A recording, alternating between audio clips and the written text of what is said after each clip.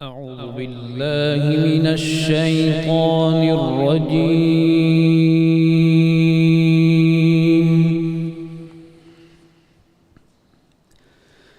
بسم الله الرحمن الرحيم.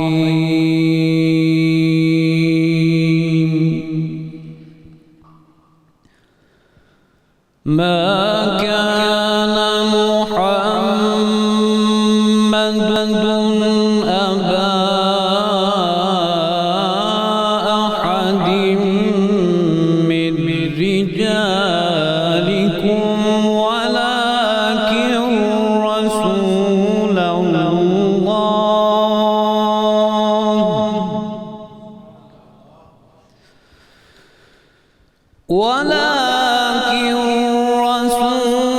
الله وخاتم النبيين وكان الله بكل شيء عليما.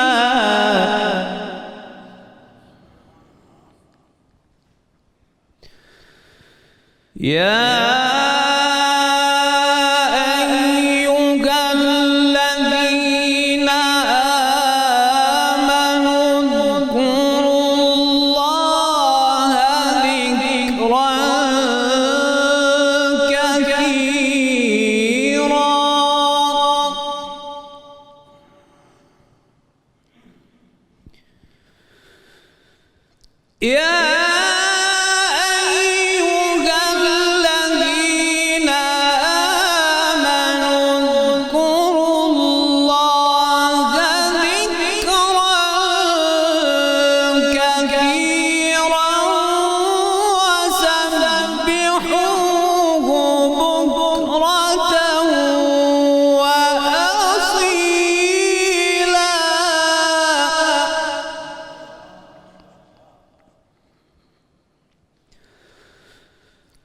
والذي يصلي عليكم وملائكته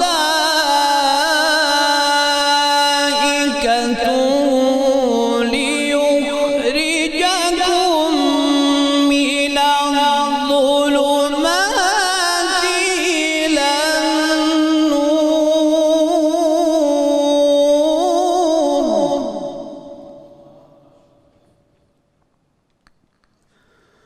وكان بالمؤمنين رحيما.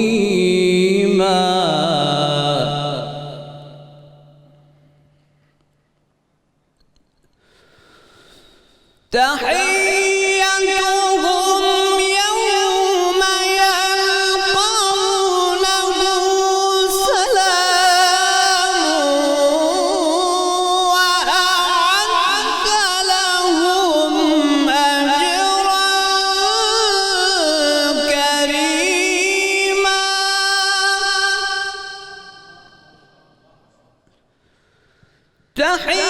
تحيتهم يوم يلقونه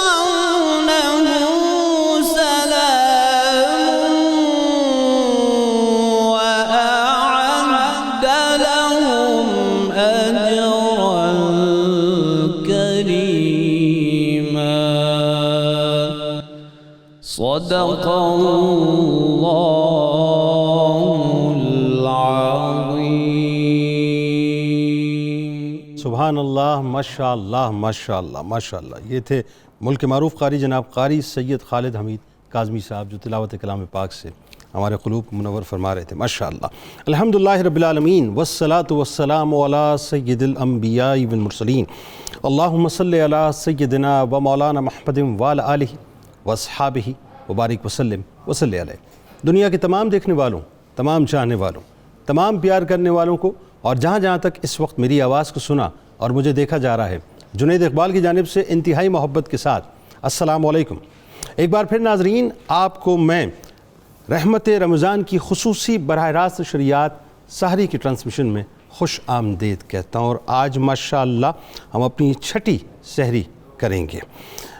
آئیے صاحب تھوڑا سا روحانی طور پہ ایک سفر کرتے ہیں۔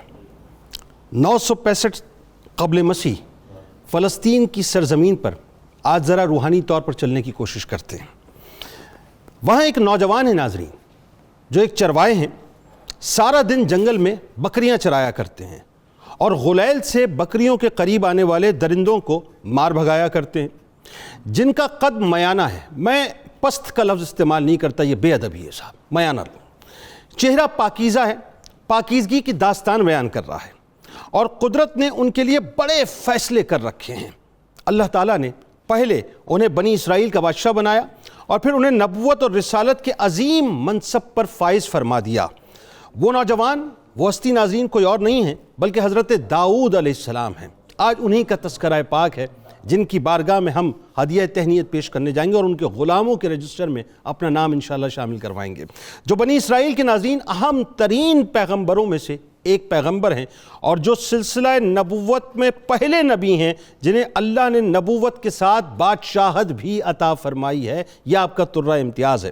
اللہ تعالیٰ نے حضرت داؤد علیہ السلام کو انتہائی پرکشش آواز سے نوازا ناظرین، ایسی آواز کہ جب لہن داؤدی فضاؤں میں گونجا کرتی تھی تو پہاڑ بھی وجد میں آ جایا کرتے تھے، چرند پرند بھی ٹھہر کر، ہواؤں میں ٹھہر کر آپ کی تلاوت کو سنا کرتے تھے۔ اس پہ کلام کریں گے انشاءاللہ۔ اور خدا نے انہیں زرہ سازی کا فن ایسا عطا فرمایا ناظرین کہ آپ کے دست مبارک میں لوہا موم کی طرح نرم ہو جایا کرتا تھا، یعنی کسی ہیمر کی، کسی ہتھوڑے کی ضرورت نہیں پڑتی تھی، آپ اپنے دست مبارک سے زرے بنا لیا کرتے تھے۔ آپ مقام قضا پر بھی فائز تھے۔ حضرت داؤد علیہ السلام بنی اسرائیل کے برجستہ انبیاء میں سے تھے۔ خدا نے حضرت داؤد علیہ السلام پر کتاب زبور نازل فرمائی، اور حضرت داؤد علیہ السلام نے بنی اسرائیل کے لیے یروشلم کو فتح کیا۔ یہ وہی یروشلم ہے ناظرین جسے جروشلم کہا جاتا ہے، جسے اسرائیل کا غیر مشروط اور غیر منقسم دارالحکومت بنائے جانے کے لیے ڈیل آف دی سینچری کا اعلان ٹرمپ نے حال ہی میں کیا تھا کچھ عرصے پہلے۔ قوم عمالقہ کے ناظرین، ظالم و جابر بادشاہ جالوت کی فوج کے مقابلے میں سفارہ بنی اسرائیل کے بادشاہ حضرت طالوت کے لشکر میں ایک کم عمر نوجوان بھی اپنی غلیل کے ساتھ شامل تھے، جنہوں نے گوشت کے پہاڑ، لہیم شہیم اور طویل القامت جالوت، جو کہ اتنا بلند اور طاقتور تھا کہ مخالف فوج کے جتنے بھی سپاہی تھے وہ اس کے گھٹنوں تک آیا کرتے تھے، یعنی اٹھا کر پھینکا کرتا تھا، اس کو آپ نے واصل جہنم کیا۔ اور وہ کوئی اور نہیں تھے ناظرین بلکہ حضرت داؤد علیہ السلام ہی تھے۔ انبیاء کرام علیہ السلام میں حضرت آدم علیہ السلام کے بعد حضرت داؤد علیہ السلام وہ پیغمبر ہیں جنہیں قرآن کریم نے خلیفہ کے لقب سے نوازا ہے۔ قرآن و حدیث میں حضرت داؤد علیہ السلام کی بہت ساری صفات کا تذکرہ ملتا ہے۔ قرآن کے مطابق حضرت داؤد علیہ السلام حیوانات کی بولی سے آشنا تھے، یعنی چرند پرند آپ سے آ کے گفتگو کرتے تھے، آپ ان کی بولیاں سنتے بھی تھے، ان کو جواب بھی دیتے، اور خدا نے انہیں حکومت اور حکمت دونوں سے ہی نوازا تھا، اور جو کچھ بھی آپ جاننا چاہتے تھے آپ کو وہ تعلیم کر دیا جاتا تھا، یعنی یہاں آپ کی خواہش ہوتی تھی یہاں آپ کو اس کی تعلیم مل جایا کرتی تھی۔ اس طرح قرآن مجید میں آپ کو بہت زیادہ عبادت میں مشغول رہنے اور خوف خدا میں بہت زیادہ گریہ ازاری کرنے کے عنوان سے یاد کیا جاتا ہے۔ عبادتوں کا وہ عالم ناظرین کہ حضور نبی کریم صلی اللہ علیہ وآلہ وسلم نے حضرت داؤد علیہ السلام کی نماز اور روزے کی تعریف فرمائی ہے۔ حضرت داؤد علیہ السلام ایک دن کا روزہ رکھتے اور ایک دن استراحت فرمایا کرتے تھے، پھر اگلے دن دوبارہ روزہ رکھا کرتے تھے۔ قرآن کے مطابق جیسا کہ میں نے آپ کو بتایا کہ پہاڑ پرندے بھی حضرت داؤد علیہ السلام کے ساتھ خدا کی تسبیح میں مشغول ہو جایا کرتے تھے۔ حضرت داؤد علیہ السلام ناظرین انتہائی پرکشش اور سریلی آواز کے مالک تھے، اس طرح کہ خدا نے آپ کو طرح طرح کی ایسی فضیلتیں عطا فرمائی تھی کہ بس کیا ہی کہنا، کہ یہاں تک کہ جب حضرت داؤد علیہ السلام زبور کی تلاوت کیا کرتے تھے تو یہاں تک دیکھا گیا ناظرین کہ حیوانات آپ کے ارد گرد جمع ہو جایا کرتے تھے اور وہ بھی اللہ کی تسبیح کیا کرتے تھے۔ اچھا، یہ بات آپ کے لیے بڑے کام کی ہے خان صاحب، چونکہ آپ بھی ظاہر لہن میں پڑھا کرتے ہیں، لیکن دیکھیے کہ کیا وصف اللہ نے عطا کیا حضرت داؤد علیہ السلام کو، اور کیا لہن عطا کیا کہ خلق خدا آپ کے ارد گرد جمع ہو جایا کرتی تھی۔ بیت المال سے ناظرین آپ نے کبھی کچھ نہیں لیا. اور میں آپ کو ایک اور بات بتاتا ہوں جو بڑی کام کی بات ہے, اور وہ وصف جب حضرت عمر فاروق رضی اللہ تعالیٰ عنہ میں دیکھتا ہوں ناظرین, تو مجھے پرتاؤ نظر آتا ہے حضرت داؤد علیہ السلام کا. آپ جانتے ہیں کہ حضرت عمر فاروق رضی اللہ تعالیٰ عنہ رات کو مدینے کی گلیوں میں گشت کیا کرتے تھے. اچھا, اہل بیت اطہار کا بھی یہ معاملہ تھا. امام زین العابدین علیہ السلام آپ دیکھیے راتوں کو گشت کیا کرتے تھے. یہ ناظرین اصل میں سنت ہے حضرت داؤد علیہ السلام کی. داؤد علیہ السلام کو جب اللہ تعالیٰ نے بادشاہی دی تو آپ رات کو لوگوں کی خبرگیری کے لیے نکلا کرتے تھے, اور کسی کو اپنی شناخت نہیں کرواتے, یعنی کسی کو یہ نہیں بتاتے تھے کہ میں داؤد علیہ السلام ہوں, میں بادشاہ وقت ہوں, بلکہ خاموشی سے جا کے ان سے پوچھا کرتے تھے کہ تم یہ بتاؤ داؤد کے بارے میں کیا کہتے ہو. تو جواب میں جو بتاتے تھے وہ اپنی سیلف اکاؤنٹیبلٹی کرتے تھے, اپنا سیلف انالیسس کرتے تھے, اور پھر بہتر سے بہتر ڈیلیور کرنے کی کوشش کرتے تھے. تو راتوں کو گشت لگانا یہ داؤد علیہ السلام کی سنت ہے کہ وہ جا کر رات کی تاریکی میں لوگوں کی امداد کیا کرتے تھے, ان کی مدد کیا کرتے تھے. آج بنیادی طور پہ ناظرین حضرت داؤد علیہ السلام کا تذکرہ پاک ہوگا, اور میں آپ کو بتاؤں صاحب, آج آپ اگر کہیں چلے گئے تو آپ بہت کچھ کھو دیں گے, کیونکہ علماء کرام آج وہ پہلو بیان کرنے والے ہیں انشاءاللہ جس کے بارے میں شاید اس سے پہلے آپ نے نہ سنا ہو. اور مجھ جیسا طالب علم آپ کو ایک بات بتائے گا یہ تخت داؤد علیہ السلام کے حوالے سے, کیونکہ ساری گیم اس وقت, ساری گیم یہ ذہن میں رکھیے گا, ملحمۃ العظمیٰ تک, ملحمۃ الکبریٰ تک, جسے ہرمجدون کہا جاتا ہے, جسے آرمگڈون کہا جاتا ہے, یعنی جو لاسٹ بیٹل ہے جو شام کے شہر حلب سے 25 کلومیٹر کے فاصلے پہ ہونی ہے ناظرین, ذہن میں رکھیے گا اس میں بہت بڑا کردار تخت داؤد کا ہے. وہ انشاءاللہ آپ کو تھوڑی دیر کے بعد بتاؤں گا. 3 افراد اس وقت, 3 شخصیات, 3 ممتاز شخصیات اس وقت ہمارے ساتھ موجود ہیں جو یقیناً کسی تعارف کے محتاج نہیں ہیں. پہلی شخصیت آپ کے ہمارے ہم سب کے انتہائی قابل احترام ہیں, میری بزرگ شخصیت ہیں, بہت محبت فرماتے ہیں, محترم جناب پروفیسر محمد سعید احمد خان صاحب. دوسری شخصیت میرے بہت پسندیدہ ممتاز عالم دین محترم جناب ڈاکٹر سید حامد فاروق بخاری صاحب. اور تیسری شخصیت میرے دل کے قریب جناب ممتاز اسکالر محترم جناب پروفیسر عین الحق بغدادی صاحب. آپ تینوں کو میں خوش آمدید کہتا ہوں, السلام علیکم. اور چوتھی شخصیت میرے دائیں جانب, ویسے تو میرے دل کی جانب ہے لیکن ابھی دائیں جانب ہیں, آپ کے ہمارے ہم سب کے بہت پسندیدہ ہیں, ممتاز قوال ہیں اپنے ساتھیوں کے ساتھ, جناب شیر میاں داد صاحب. آپ کو بھی خوش آمدید, السلام علیکم. پروفیسر صاحب آپ سے بات کا آغاز کرتے ہیں.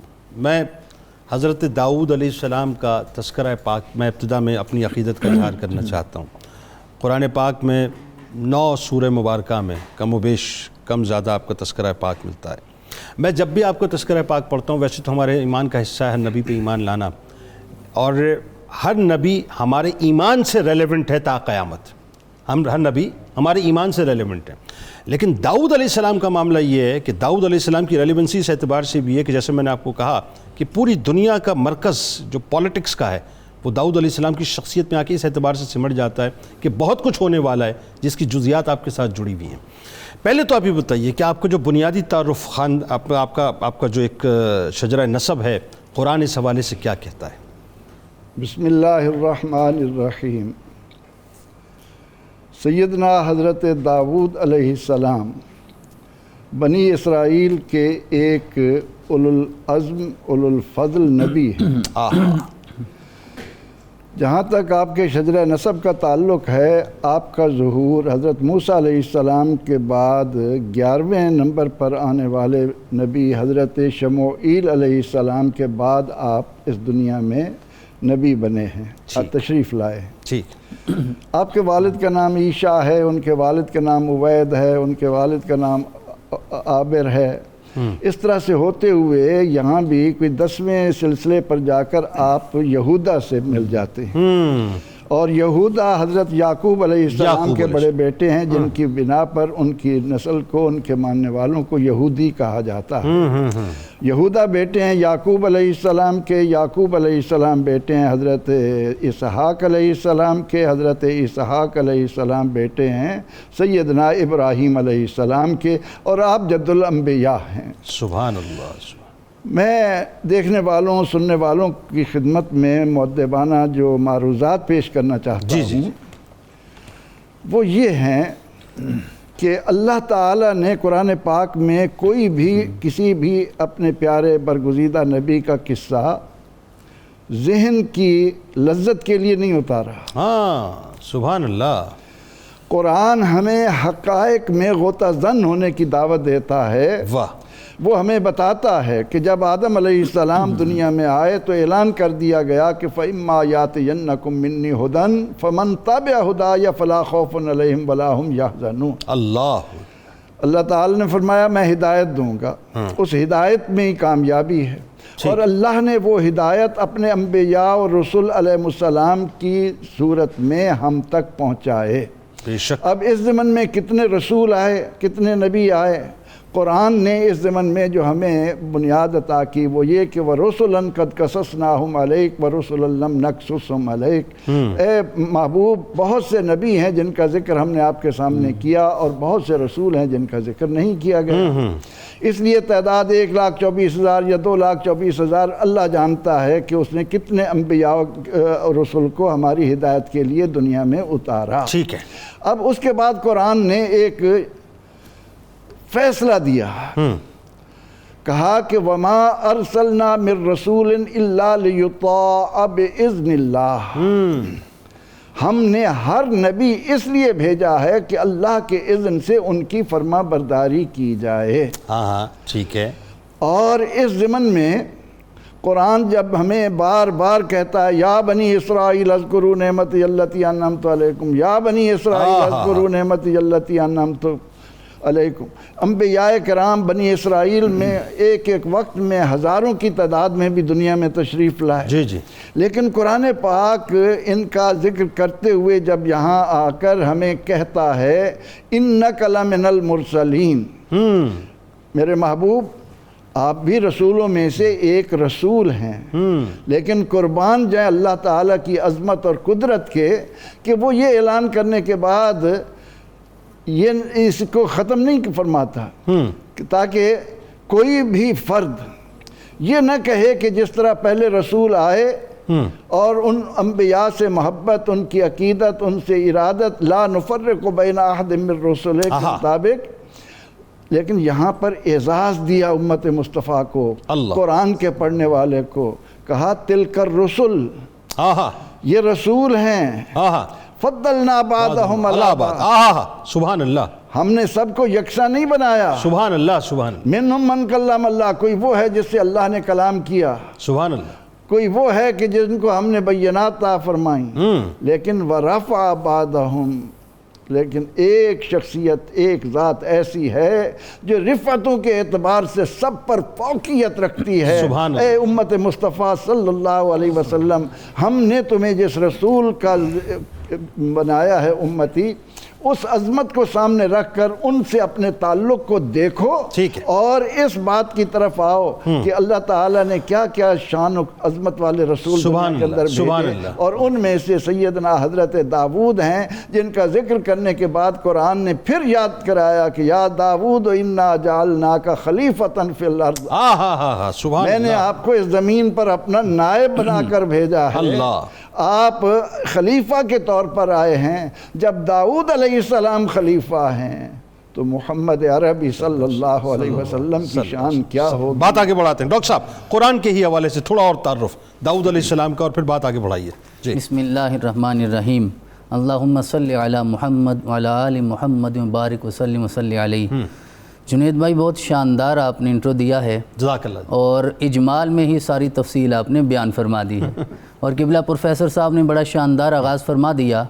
میں حضرت سیدنا داؤد علیہ السلام کا حوالہ اور آپ کا تعارف ایک حدیث مبارکہ سے پیش کرنا چاہوں گا جو مستدرک حاکم کی حدیث ہے، اور ہشام بن عاص الاموی اس کے راوی ہیں، اور اس کو حضرت امام ابن کثیر نے اپنی تفسیر میں بھی نقل فرمایا ہے۔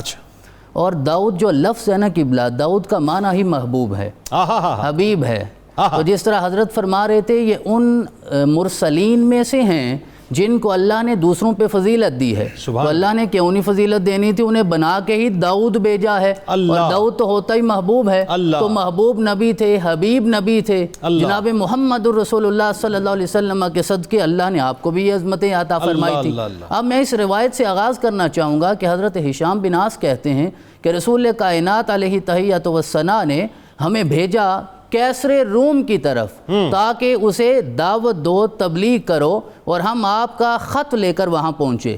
جب کیسر روم کے پاس پہنچے تو وہ ہمیں اپنے خاص کمرے میں لے گیا، اور خاص کمرے میں ایک بہت بڑا کبرڈ، بہت بڑی الماری پڑی ہوئی تھی، اور وہ ساری سونے کی بنی ہوئی الماری تھی۔ اچھا، اس نے الماری کو کھولا تو الماری کے اندر چھوٹے چھوٹے گھر یعنی خانے بنے ہوئے تھے، وہ بھی سارے سونے کے تھے۔ ٹھیک ہے، وہ ایک ایک خانہ کھولتا، ایک ایک دروازہ کھولتا، اس کے اندر سے وہ ریشم نکالتا، کوئی ریشم سفید ہوتا، اچھا، کوئی ریشم سیاہ ہوتا، اچھا، اس کے اوپر کوئی نہ کوئی صورت بنی ہوتی، اور ہم سے سوال کرتا اسے جانتے ہو؟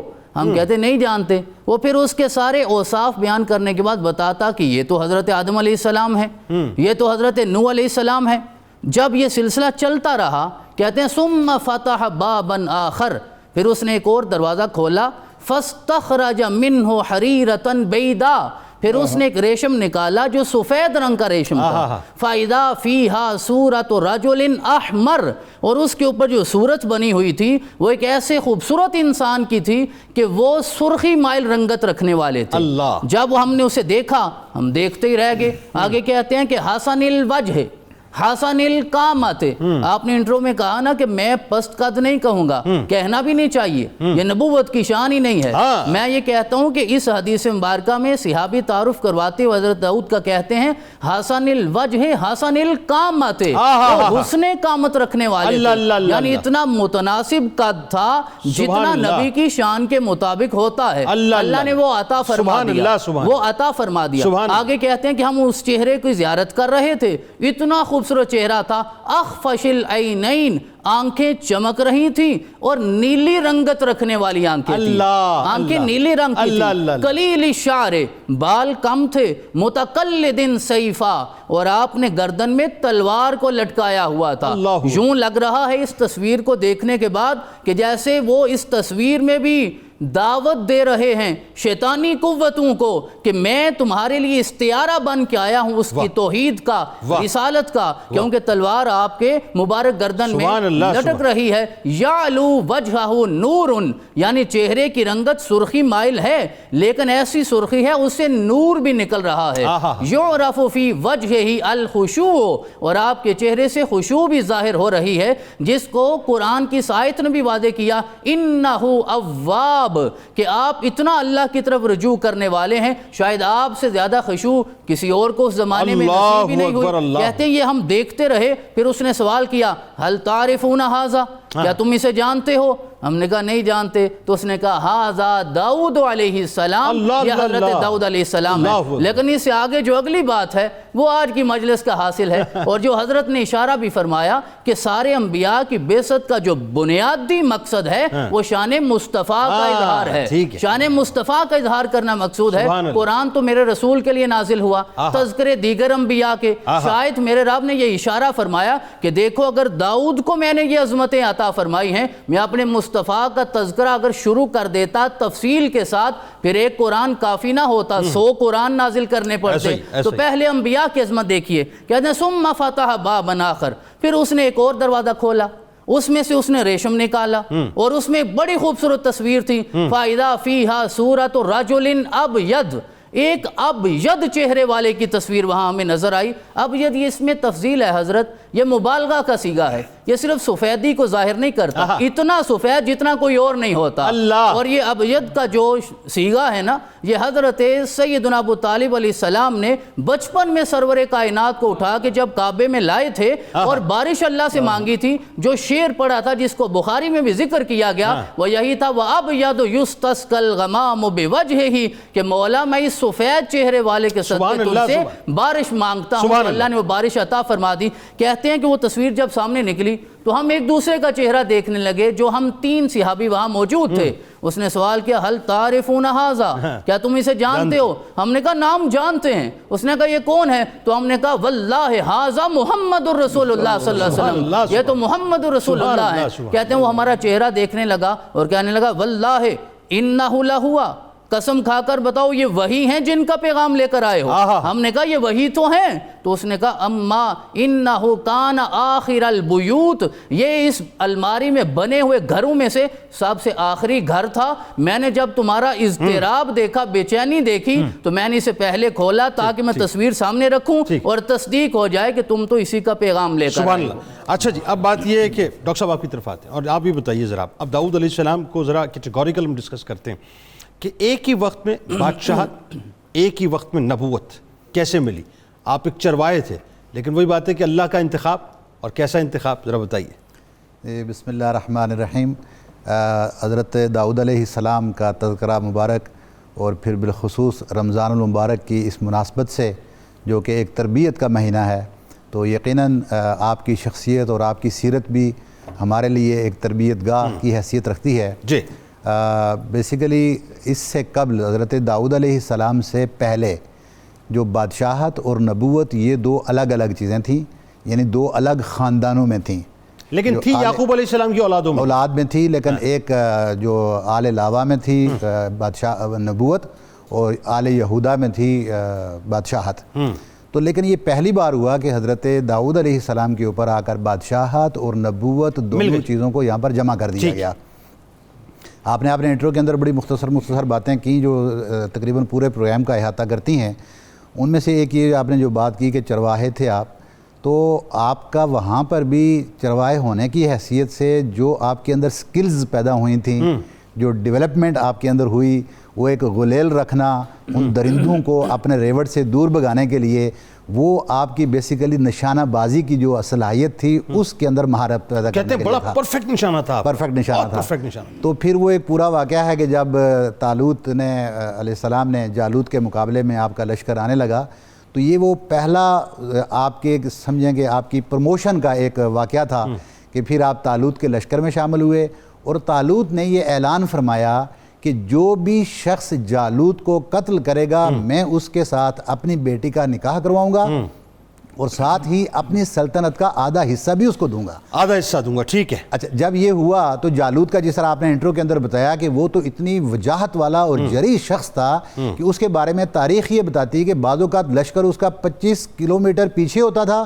وہ پہلے ہی فرنٹ پہ جا کر دشمن سے لڑ کے فتح حاصل کر کے واپس آ چکا ہوتا تھا۔ اللہ، اس طرح کے بھی اس کے بارے میں واقعات پائے جاتے ہیں۔ اور پھر اس کے سر کے اوپر جو وہ کیپ پہنتا تھا اس کا وزن 25 کلو تک لوہے کا بتایا جاتا ہے۔ تو اتنا مضبوط انسان، اور 300 رتل تک آنکھوں کے علاوہ پورا جسم اس نے زرہ کے اندر اپنا رکھا ہوا ہوتا تھا۔ ایسا شخص جس کا مقابلہ کرنے کی کسی کے اندر سکت نہیں تھی، طالوت علیہ السلام نے یہ اعلان جب کیا تو اس وقت یہ چرواہے جن کے اندر یہ سکل پیدا ہو چکی تھی اور وہ پتھر ان کے پاس موجود تھے، آپ آگے نکلے مقابلے کے لیے اور للکارا۔ اچھا، اس میں خطا کلام کی ماضی تو پتھروں کے بارے میں روایت میں یہ بھی آتا ہے کہ ایک پتھر نے آپ کو پکار کے کہا کہ مجھے اٹھا لو، میں موسیٰ علیہ السلام چرواہے کے دوران جب آپ چرواہے علیہ السلام کا پتھر ہوں، پھر ایک پتھر نے کہا کہ میں جالوت کا قاتل ہوں، مجھے اٹھا لو۔ تو وہ 3 مختلف پتھر تھے اور ان تینوں کو یہ اٹھا لیا۔ اور حضرت داؤد علیہ السلام کے بارے میں جو روایات تاریخ میں آتی ہیں کہ آپ نے ان تینوں پتھروں کے کلام سے کسی جگہ پر بھی آپ پریشان نہیں ہوئے کہ یہ کیوں ہو رہا ہے۔ اس کا مطلب یہ ہے کہ نبوت کے لیے آپ کو وہاں سے تیار کیا جا رہا تھا۔ واہ واہ۔ اور جب آپ تشریف لائے اس وقت اور اس جری جالوت کے سامنے، اور اس نے جو دیکھا تو اس نے تو ایک دم آپ کا مذاق اڑا کے کہا کہ میں تو آپ کا مقابلہ کبھی نہیں کروں گا، کسی اور کو نکالا جائے۔ تو آپ نے کہا کہ میں تو پسند کرتا ہوں آپ کو قتل کرنا، آپ پسند کرو یا نہ کرو۔ اور اس کے بعد آپ نے وہ غلیل نکالی، وہ پتھر نکالے، اور وہ ایسا پتھر نشانے پہ لگا کہ اس کے سر کو، وہ خول کو بھی کراس کرتے، اس کے سر کو کراس کرتے ہوئے بتایا یہ جاتا ہے کہ وہ 3 پتھر تھے، دائیں بائیں بھی گئے، اور وہ جو پتھر کم سے کم اس کے ساتھ ملے ہوئے 30 لوگوں کو ایک ہی بار 30 جالوتیوں کو واصل جہنم۔ اچھا، اس وقت داؤد علیہ السلام، روایتوں میں یہ بھی پڑھ رہا تھا کہ آپ اس وقت بہت نحیف تھے، بیمار تھے، کمزور اور بیمار تھے، چہرہ بھی آپ کا بڑا زرد پڑا ہوا تھا۔ اور وہ جو جالوت ہے اس کے بارے میں یہ بھی بتائیے کہ وہ جو پورا لوہا اپنے جسم پہ پہنتا تھا، ایک روایت میں یہ بھی آتا ہے کہ صرف ایک آنکھ اپنی کھلی رکھتا تھا۔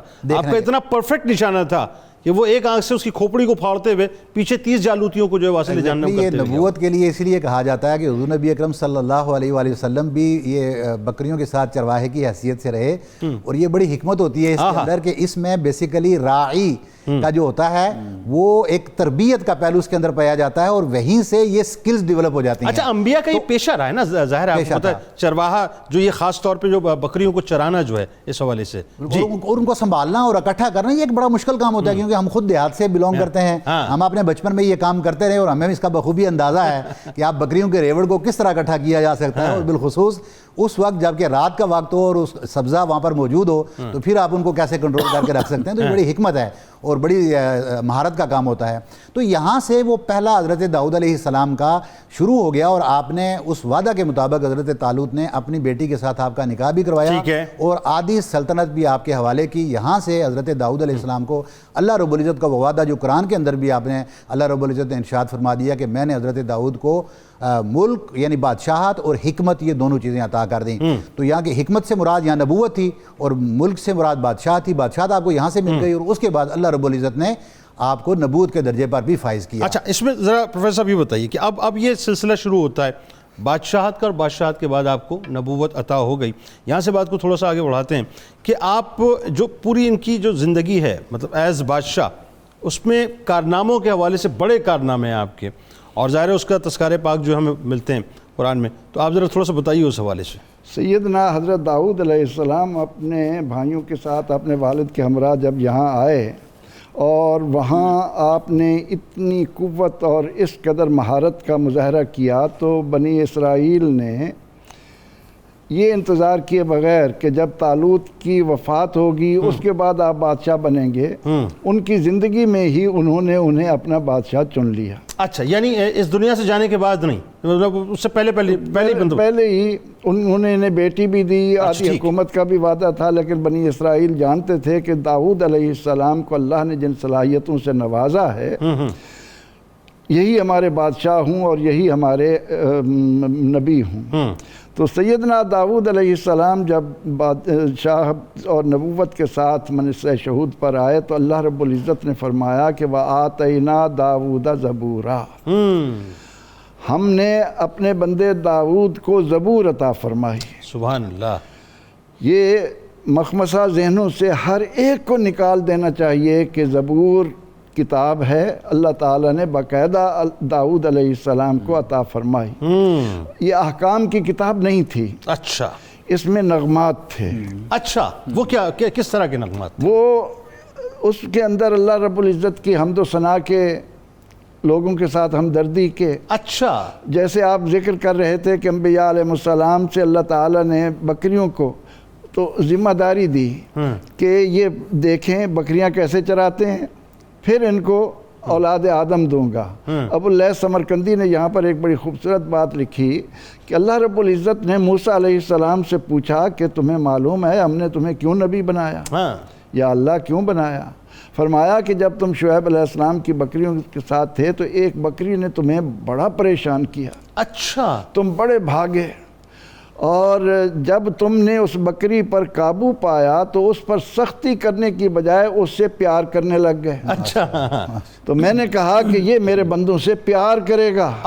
جو جانوروں سے پیار کر رہا ہے وہ انسانوں سے, جو جانوروں سے پیار کر رہا ہے وہ اولاد آدم سے کتنا. اسی لیے تو قرآن نے پیغمبر رحمت صلی اللہ علیہ وسلم کے لیے کیا فرمایا کہ حریص علیکم بالمؤمنین رؤوف الرحیم. سبحان اللہ سبحان اللہ. تو سیدنا حضرت داؤد علیہ السلام کو جب اس منصب سے نوازا گیا تو آپ نے اتنے خوبصورت انداز میں اپنی رعایا کی خبرگیری کی, ان کے حالات سے باخبر رہے, ان کے درمیان فیصلے انتہائی حکمت اور دانشمندی کے ساتھ کرتے رہے.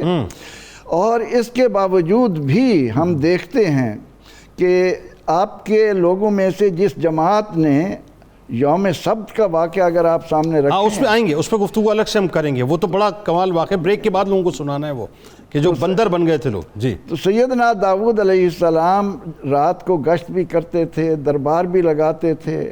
اللہ رب العزت نے انہیں اواب کہا, انہو اواب. اور جہاں زہد و ورع جیسے حضور علیہ السلام کا ارشاد آپ نے بھی سنا دیا کہ بہترین نماز رات کے 3 حصے کرتے. اچھا آدھا حصہ آرام فرماتے, قیام کرتے, ایک حصہ آپ عبادت کرتے, پھر ایک حصے کے اندر آپ آرام کرتے تھے. قیام, عبادت اور آرام. اور روزہ ایک دن روزہ رکھتے, ایک دن نہیں رکھتے. آپ نے اس ادا کو امت کے سامنے رکھا کہ لا رہبانیت فی الاسلام, اسلام تمہیں جسمانی ایذا دینے کے لیے نہیں آیا. اور اگر کسی صحابی رضی اللہ عنہ نے یہ تہیہ کیا کہ وہ روزانہ ہی روزہ رکھیں گے تو آپ نے انہیں فرمایا کہ تم صوم داودی کہ داؤد علیہ السلام کا بڑا اچھا انداز ہے، وہی تم اختیار کرو. اور پھر اللہ تعالیٰ نے آپ کو یہ صنعت العبوس زریں بنانے کی جو صنعت سکھائی، علنا لہ الحدید، لوہے کو ان کے لیے نرم کیا، تو آپ روزانہ ایک زرہ تیار کرتے اور وہ 6000 درہم میں بکتی. اس سے اپنا گزارا کرتے محنت کر کے، اور قرآن کے قاری کو قیامت تک آنے والے لوگوں کو بتایا. اب دیکھیں نا وہ کتنا خوبصورت واقعہ ہے کہ نبی اکرم رحمت عالم صلی اللہ علیہ وسلم صحابہ رضی اللہ عنہم کے ساتھ ہیں. ایک جگہ قیام کیا، پانی تھا وہاں، تو بکری ذبح کرنے کا موقع آیا. ایک صحابی نے کہا میں بکری ذبح کروں گا، دوسرے فرمانے لگے میں اس کی کھال اتاروں گا، تیسرے کہنے لگے میں اس کا گوشت بناؤں گا، چوتھے کہنے لگے میں ان کو پکاؤں گا. تو سرور دو جہاں صلی اللہ علیہ وسلم نے فرمایا کہ پکانے کے لیے لکڑیاں میں لاؤں گا.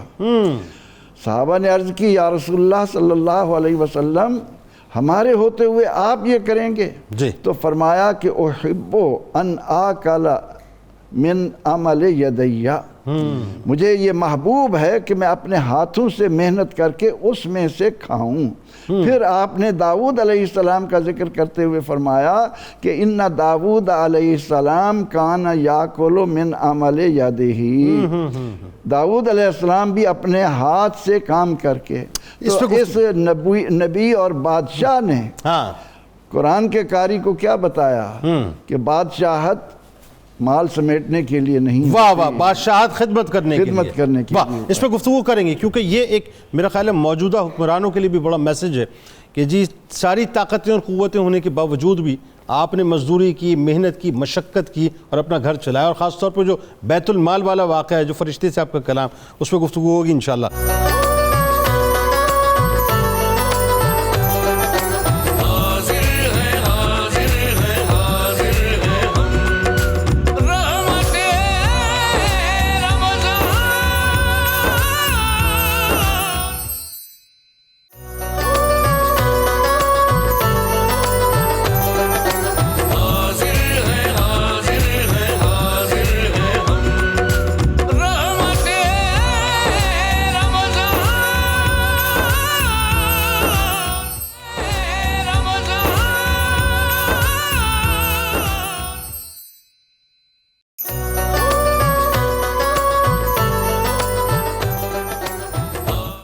ایک بار پھر ناظرین میں آپ کو خوش آمدید کہتا ہوں. حضرت داؤد علیہ السلام کا تذکرہ پاک آج ہم سحری کی براہ راست نشریات میں کر رہے ہیں.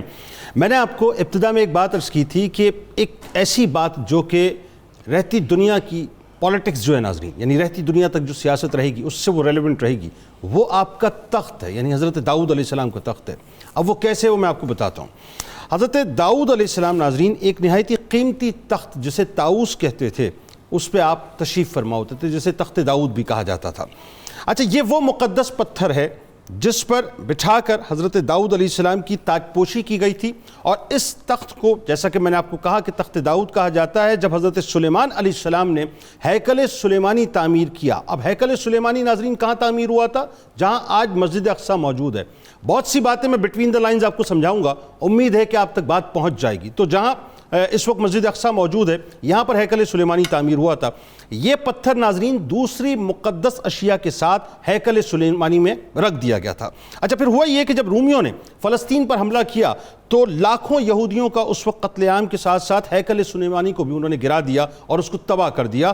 تو ٹائٹس نے یہ پتھر بھی ساتھ لیا اور اسے روم اپنے ساتھ وہ لے کے چلا گیا. روم کے بعد ناظرین یہ پتھر آئرلینڈ لایا گیا، آئرلینڈ سے اسکاٹ لینڈ آیا، اور آئرش اور اسکاٹش بادشاہ اسی مقدس پتھر پر بیٹھ کر تاج پوشی کی رسم ادا کیا کرتے تھے. اور اسکاٹ لینڈ سے ناظرین یہ پتھر پھر انگلینڈ لایا گیا، اور انگلینڈ میں بھی برطانوی بادشاہ اسی تخت داؤد پر تاج پوشی کی رسم ادا کیا کرتا ہے. اچھا، جو ملکہ برطانیہ ہے ناظرین، اس کا بھی طریق یہی ہے کہ اس کی بھی تاج پوشی اسی پتھر کے اوپر بٹھا کر کی گئی. یہ پتھر ناظرین اس وقت کہاں پر ہے؟ یہ بڑا اہم ترین سوال ہے.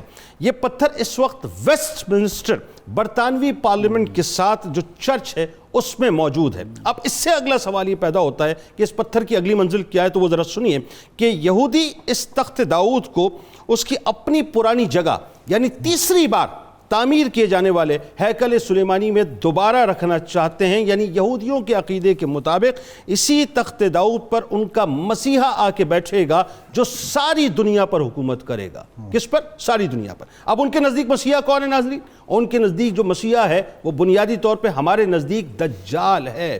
وہ یہ کہتے ہیں صاحب کہ یہ پتھر وہاں پر لا کر رکھا جائے گا، یعنی اس سے پہلے معاذ اللہ ثم معاذ اللہ مسجد اقصیٰ کو شہید کیا جائے گا، اس کی جگہ ہیکل سلیمانی کو تیسری بار تعمیر کیا جائے گا۔ جب ہیکل سلیمانی تعمیر ہو جائے گی اور دجال کا خروج ہوگا تو دجال کے بیٹھنے کی جگہ جو اس کی نشست ہوگی ناظرین، وہ نشست بنیادی طور پر کوئی اور نہیں ہوگی بلکہ حضرت داؤد علیہ السلام کا یہ تخت پتھر کی صورت میں وہاں پر رکھا جائے گا، جس پر بیٹھ کر دجال پوری دنیا میں حکومت کرے گا۔ یہ بیسکلی ناظرین ان کا نظریہ ہے جس کے لیے وہ ظاہر ہے کام کر رہے ہیں۔ تو یہ وہ انفارمیشن ہے جس کے بارے میں ہمیں معلوم ہونا چاہیے کہ داؤد علیہ السلام کا جو یہ تخت ہے وہ رہتی دنیا تک پولیٹکس کے ساتھ مکمل طور پہ ریلیونٹ رہے گا۔ بات آگے بڑھاتے ہیں ڈاکٹر صاحب۔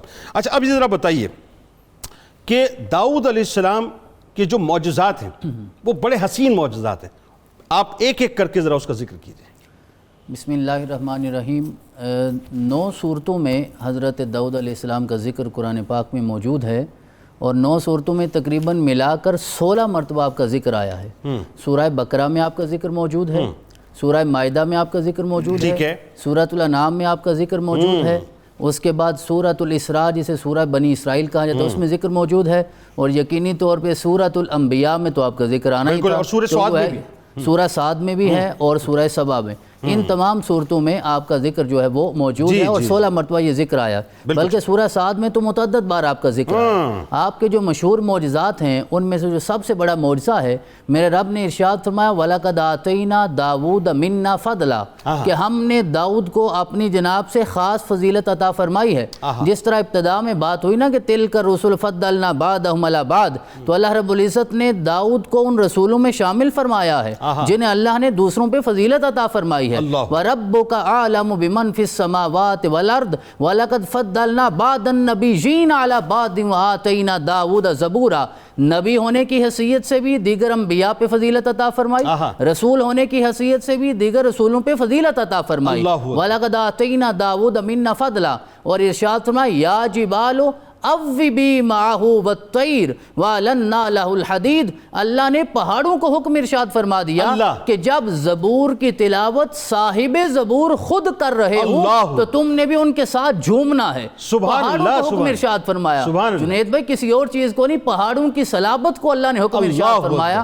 تو یہاں میرا دل کرتا ہے یہ جملہ میں عرض کروں، جب زبور کو صاحب زبور خود تلاوت کر رہے ہوں تو پہاڑ جھومتے ہیں، تو جب حرم کعبہ میں قرآن کو صاحب قرآن تلاوت کر رہا ہوگا تو پھر میرے رب نے ابو جہل کو بھی جھومنے پہ مجبور کر دیا۔ اللہ اکبر، اللہ، یعنی اس میں یہ بات بھی اب سمجھنے والوں کو سمجھ لینی چاہیے جو اگر مگر بٹ میں الجھے رہتے ہیں کہ بھائی وہ کنکریاں دستے مبارک میں کلمہ کیسے پڑھتی ہیں۔ ارے صاحب بات یہ تم کنکریوں کی بات کرتے ہو، جو پہلے نبی آئے تھے وہ تو امام الانبیاء نہیں تھے نا۔ بات یہ ہے کہ ان کے پڑھنے پر جب پہاڑ جھوم جایا کرتے تھے تو میرے نبی کے دستے مبارک میں آگے کنکریاں کلمہ کیوں نہیں پڑھیں گی؟ یقیناً، اور اللہ رب العزت نے یہ تو واضح طور پہ ارشاد فرمایا تُسَبِّحُ لَهُ السَّمَاوَاتُ السَّبْعُ وَالْأَرْضُ وَمَنْ فِيهِنَّ، کہ آپ یہ سوچتے ہیں کہ پہاڑ کیسے جھومتے ہوں گے، ساتھ کیسے کلام کرتے ہوں گے، ساتوں آسمان زمین اور جو کچھ زمین اور آسمان میں ہر چیز اس کی تسبیح کرتی ہے۔ وَلَٰكِن لَا تَفْقَهُونَ تَسْبِيحَهُم، مسئلہ تمہارا ہے کہ تم اسے سمجھ نہیں پاتے۔ رسول اکرم کی شانیں تو واضح ہیں۔ یعنی اس کا مطلب یہ بھی ہو گیا، قطع کلام کی معذرت، کہ پہاڑ سے مراد پتھر، اس کا مطلب پتھر سنا بھی کرتے ہیں اور بولا بھی کرتے ہیں۔ اور پہاڑ سے زیادہ، پہاڑ تو صلابت میں ضرب المثل ہے نا۔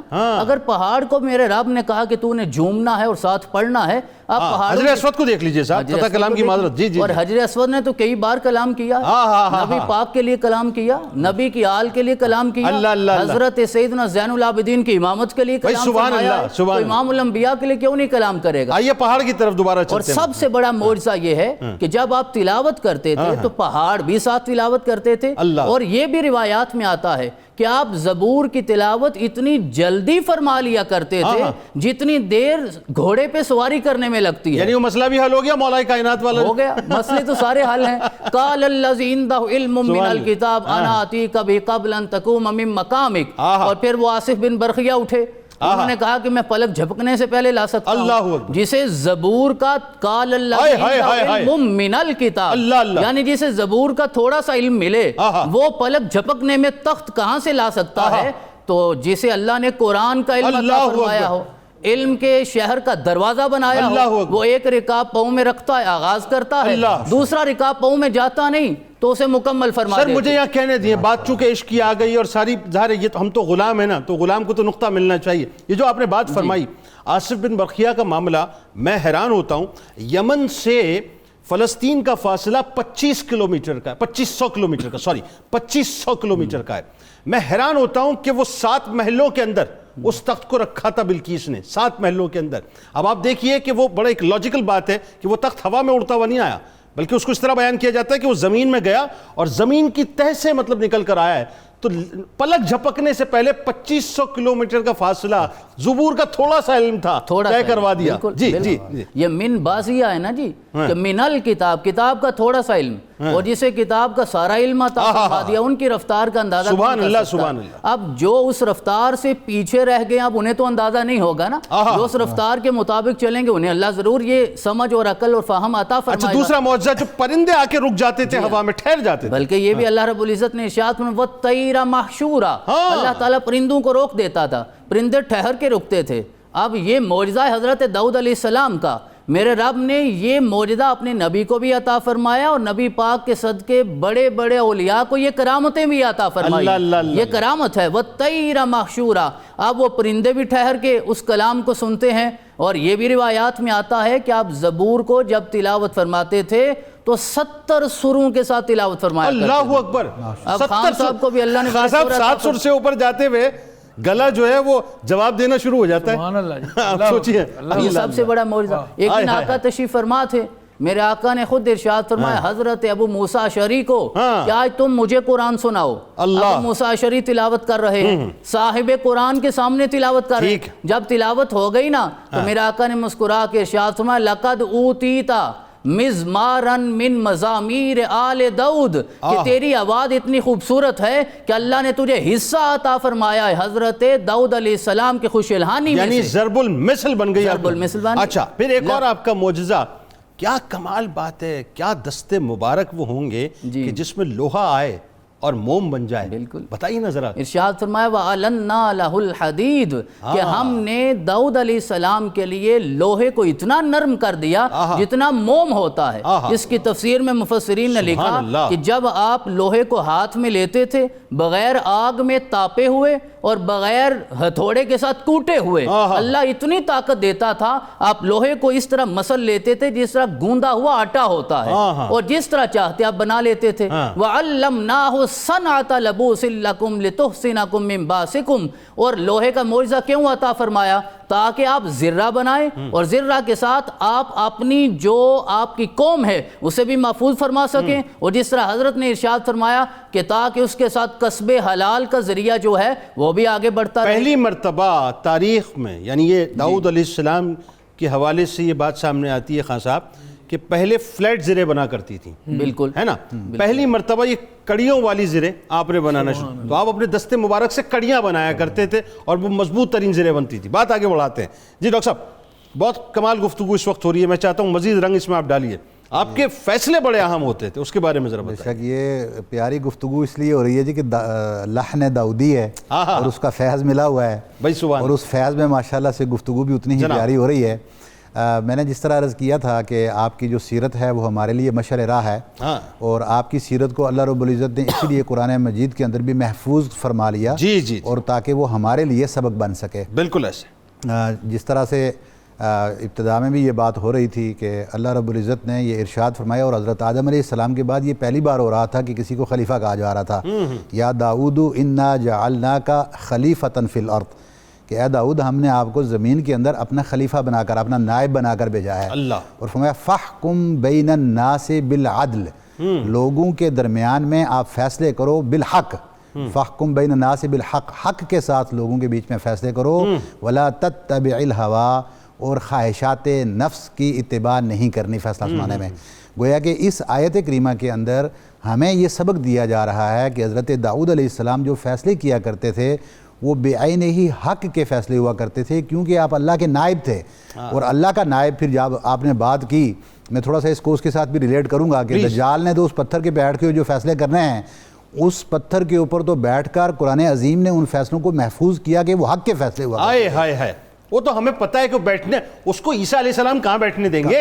اس کو تو جیسے واصل جاننے وہ جو لد بنایا ہے نا، وہ لد جو جگہ ہے وہ تیار ہے ساری۔ بے شک میں آپ کو بتا دوں یہ سارا معاملہ بس اب یہ اسی طرف بڑھ رہا ہے۔ یہ وہ جو ہی اس کا ناپاک بدن پتھر کے ساتھ لگے گا، صرف وہ پتھر نہیں، جتنے پتھر بھی ہوں گے ان سے آواز آ رہی ہوگی میرے پیچھے یہودی چھپا ہے، بالکل ایسا، بالکل ایسا، یہودی چھپا ہے، اس کو پکڑو۔ بالکل ایسا۔ جی بتائیے۔ تین فیصلہ جات بڑے اہم ہیں آپ کی زندگی کے جو ہمارے لیے مشرع ہیں۔ بتائیے۔ سب سے پہلا فیصلہ تھا کہ دو شخص آپ کے پاس آئے اور انہوں نے آ کر یہ کہا کہ ہمارے درمیان میں ایک جھگڑا ہو گیا ہے، نزاع ہو گیا ہے، ایک کے پاس 99 دمبیاں ہیں اور ایک کے پاس صرف ایک ہے۔ اچھا۔ اور اس نے یہ شکایت کی کہ میرا یہ بھائی مجھ سے یہ ایک دمبی بھی حاصل کرنا چاہتا ہے۔ اچھا۔ تو آپ نے اس کے اوپر جو آج کے زمانے میں ہماری شراکت داری چلتی ہے اس کے بارے میں فرمایا۔ اچھا۔ آپ نے فرمایا کہ یقیناً اگر یہ سختی کے ساتھ تمہاری یہ دمبی حاصل کر کے اپنے اس مال کو 99 کے فگر کو 100 کرنا چاہتا ہے تو یہ زیادتی ہے۔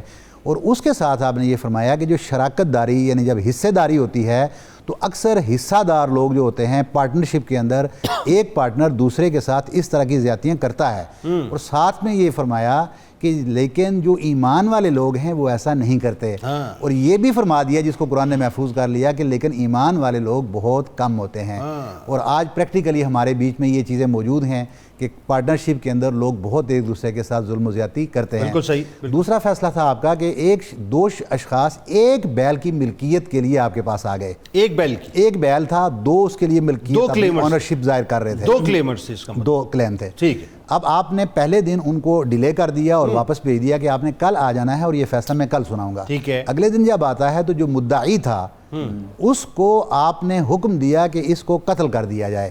وہ بڑا حیران ہوا اس بات کے اوپر کہ میں تو مدعی تھا، میں تو دعویٰ لے کر آیا تھا کہ میری اونرشپ کی جائے اور مجھے یہ حق دیا جائے، مجھے ہی قتل کرنے کا حکم کیسے دے دیا گیا؟ لیکن وہ جانتا تھا کہ جو داؤد علیہ السلام نے ایک رات کے اندر اس کو ڈیلے کیا وہ بیسیکلی کیس سٹڈی تھا، اور آپ نے اللہ رب العزت کے ساتھ جو تعلق قائم کیا، اللہ نے ان کے دماغ میں اور دل میں یہ ڈال دیا کہ میرے سے ایک قتل ہوا ہے، اور اس نے پھر بتایا کہ میرا جو مدعا علیہ ہے اسی کے باپ کو میں نے قتل کیا ہے، اور اس قتل کے بدلے میں اللہ نے آپ کے دماغ میں یہ ڈال دیا کہ قصاص کی صورت میں میرا قتل ہوگا، اور پھر حضرت داؤد علیہ السلام نے اس کے قتل کا وہ قصاص کی صورت میں آرڈر جاری کیا۔ ٹھیک ہے۔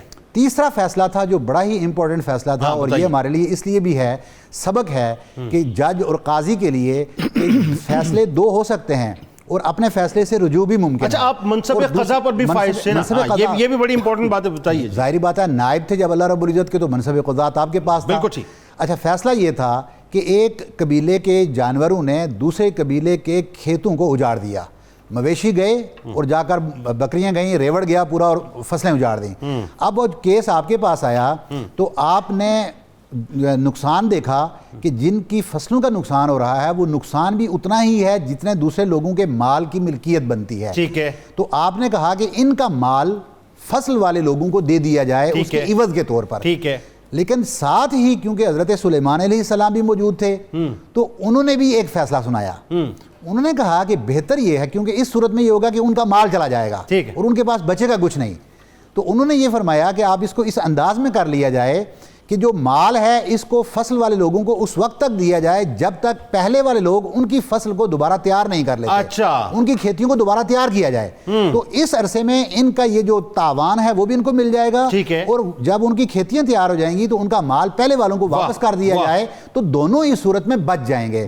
حضرت داؤد علیہ السلام نے جب یہ فیصلہ سنا تو انہوں نے حضرت سلیمان علیہ السلام جو اپنا ہی بیٹا تھا اس کے فیصلے کو ترجیح دی اور اپنے فیصلے سے آج کا جج اور قاضی اس کو بھی یہ چاہیے کہ وہ کم از کم اس سے لیتے ہوئے اپنے فیصلوں کے اوپر رجوع کریں۔ بہت اچھی بات، بہت اچھی بات۔ ہمارے پاس سپریم کورٹ ہے اور سپریم کورٹ خود اپنے فیصلوں کو ریوائز نہیں کرتا، ان کو نہیں مانتا، وہ اپنے فیصلے کو حتمی تسلیم کرتے ہوئے کسی کو یہ حق ہی نہیں دیتا، خود اپنا جج بھی نہیں حق مانتا۔ بالکل ٹھیک، بالکل یہ آج کا کم از کم یہ بھی ہمیں آگے بڑھاتے ہیں، اور ایک کالر کو نصیب جان ہمارے ساتھ آزاد کشمیر سے۔ السلام علیکم۔ وعلیکم السلام۔ السلام علیکم۔ وعلیکم السلام جناب۔ سرفراز بات کر رہا ہوں مظفر آزاد کشمیر سے۔ میری والدہ بہت زیادہ بیمار تھی۔ اللہ کریم ہے جی، اللہ کریم۔ کیا پوچھنا چاہتے ہیں؟ روزہ بھی رکھتی ہیں تو آپ کی آواز میں ڈسٹارشن ہے تھوڑا سا، اگر آپ موبائل فون سے بات کر رہے ہیں تو تھوڑا باہر آ جائیے، فوراً آ جائیے۔ موبائل ہاں فوراً آ جائیے، مجھے اندازہ ہو گیا تو فوراً آ جائیں۔ اب بتائیے جی کیا سوال ہے آپ کا؟ والدہ بیمار ہیں؟ والدہ بیمار ہے نا، تو ذہنی طور پہ بھی ٹھیک نہیں رہتی ہیں، ان کو سانس کی بھی پرابلم ہے۔ ٹھیک ہے، یہ ہے کہ روزہ بھی رکھتی ہیں اور ان کے منہ سے پانی وغیرہ بھی آتا رہتا ہے۔ کیا آتا رہتا ہے؟ منہ سے پانی آتا رہتا ہے۔ ٹھیک ہے ٹھیک ہے۔ جی پانی آتا ہے، تو اس وجہ سے وہ کہتی ہے میں روزہ بھی رکھوں گی۔ اچھا ان کا وہ وضاحت ہے کہ روزہ رکھنا ہے، تو آپ یہ پوچھنا چاہتے ہیں کہ روزہ رکھنا چاہیے کہ نہیں رکھنا چاہیے؟ بالکل ٹھیک، آپ کو بتاتے ہیں۔ بہت شکریہ آپ نے ہمیں جوائن کیا۔ میری گزارش کالر سے ہوگی، اگر آپ موبائل فون سے بات کیا کریں تو کائنڈلی تھوڑا سا اوپن اسپیس میں آ کے اور ٹیلی ویژن کی آواز کو فوراً میوٹ کر دیا کریں، کیونکہ بڑا کم وقت ہوتا ہے۔ میاں اسلم صاحب احمد پور شرقیہ سے ہمارے ساتھ ہیں۔ السلام علیکم۔ وعلیکم السلام جنید صاحب، کیسے ہیں؟ خیریت سے ہیں؟ جی میاں صاحب ہمارے ریگولر کالر ہیں آپ، اور بڑے عرصے بعد آپ تشریف لائے۔ اچھا بات یہ ہے کہ ایک سوال پوچھنا تھا کہ سیدنا داؤد علیہ السلام کی قوم کس ملک میں آباد تھی جی؟ بالکل ٹھیک ہے، آپ کو بتاتے ہیں جی۔ آپ کا بہت شکریہ، آپ نے ہمیں جوائن کیا۔ ایک اور کالر ہیں محمد عمران صاحب لاہور سے۔ السلام علیکم۔ جی وعلیکم السلام جناب میں نے پوچھنا تھا 8 پیرا روزہ ہو جاتا ہے نہیں جو ساری نہ کرے کیا روزہ ہو جاتا ہے؟ کیا ہو جاتا ہے؟ دوسرا میں 8 پیرا روزہ جو ساری نہ کرے۔ اچھا سحری اگر نہ کریں تو روزہ ہو جاتا ہے کہ نہیں ہوتا؟ بالکل آپ کو بتاتے ہیں۔ بہت شکریہ آپ نے ہمیں جوائن کیا۔ اگلے کالر ہیں احمد حمید صاحب احمد پور شرقیہ سے۔ السلام علیکم جنید بھائی۔ جناب وعلیکم السلام، کیسے مزاج ہیں؟ الحمدللہ سر، آپ سنائیں کیسے ہیں سر؟ الحمدللہ آپ کی دعا جناب، آپ کے سامنے فٹ فاٹ ہوں، فرسٹ کلاس ہوں ماشاءاللہ۔ پوچھیے سر۔ ماشاءاللہ ایک تو میں یہ خراج تحسین پیش کرنا چاہوں گا کہ یہ جو محفل سجتی ہے یہ محفل عشق حقیقی کی سجتی ہے، اور صوفیانہ محفل سجتی ہے جو ہمیں اور کسی جگہ ایسے دیکھنے کو نہیں ملتی۔ بس جی دعا فرمائیے، سوال کیجئے، کیا پوچھنا چاہتے ہیں؟ سر میرا سوال یہ ہے کہ جیسے ہم نے سنا ہے کہ جب آپ صلی اللہ علیہ وآلہ وسلم کا نام لیا جائے یا ان پہ درود پڑھا جائے تو ہم نہ پڑھیں تو یہ ہمیں یعنی یہ بخل میں آتا ہے، اس سے یعنی کہ گناہ ملتا ہے۔ آپ کو بتاتے ہیں، کل وہ حدیث پاک بیان کی تھی پروفیسر صاحب نے کل یا پرسوں، لیکن وہ دوبارہ انشاءاللہ بیان کرواتے ہیں۔ آپ کا بہت شکریہ احمد امین صاحب، آپ نے ہمیں جوائن کیا۔ اور پہلا سوال تو یہ کہ والدہ محترمہ سانس کی مریضہ ہیں، منہ سے پانی بھی آتا ہے، ظاہر ایجڈ بھی ہیں، خواہش یہ کہ روزہ رکھیں، اب روزہ رکھنا چاہیے کہ نہیں رکھنا چاہیے؟ اللہ رب العزت نے اجازت دی ہے کہ جو تم میں بیمار ہو وہ روزہ نہ رکھے، اور اگر وہ اس عمر کے ساتھ پہنچ گئی ہیں کہ ان کو تندرست ہونے کی بھی وہ کوئی امید نہیں ہے تو وہ فدیہ دے دیں۔ اچھا، لیکن اگر وہ سمجھتی ہیں کہ صرف میرے منہ سے پانی آتا ہے میں روزہ رکھ سکتی ہوں تو پانی بے شک آتا رہے، وہ اس کو اندر نہ لے جائیں اور روزہ رکھ لیں۔ بالکل ٹھیک۔ اچھا، کس ملک میں آپ کی قوم آباد تھی حضرت داؤد علیہ السلام کی؟ یہ فلسطین کا علاقہ ہے، فلسطین کا علاقہ ہے، جروشلم کو آپ نے فتح فرمایا تھا، اور ظاہر ہے پھر اسی کو آپ نے بعد میں جا کے۔ بالکل ٹھیک۔ اچھا، اس کے ساتھ ساتھ سحری اگر نہ کریں تو روزہ ہو جائے گا؟ ہو جائے گا۔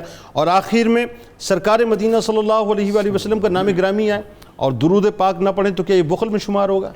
جی بخل میں بھی شمار ہوگا، اور اس کے لیے جبریل امین علیہ السلام نے تو اس کی ہلاکت اور بربادی کی دعا کی ہے۔ یعنی اس سے بڑا خسارہ ہی کوئی نہیں کہ امتی کے سامنے آقا علیہ السلام کا نام آئے، تو فرمایا کہ اس نے اگر مجھ پر درود نہیں بھیجا تو وہ جنت کا راستہ بھول گیا۔ اللہ۔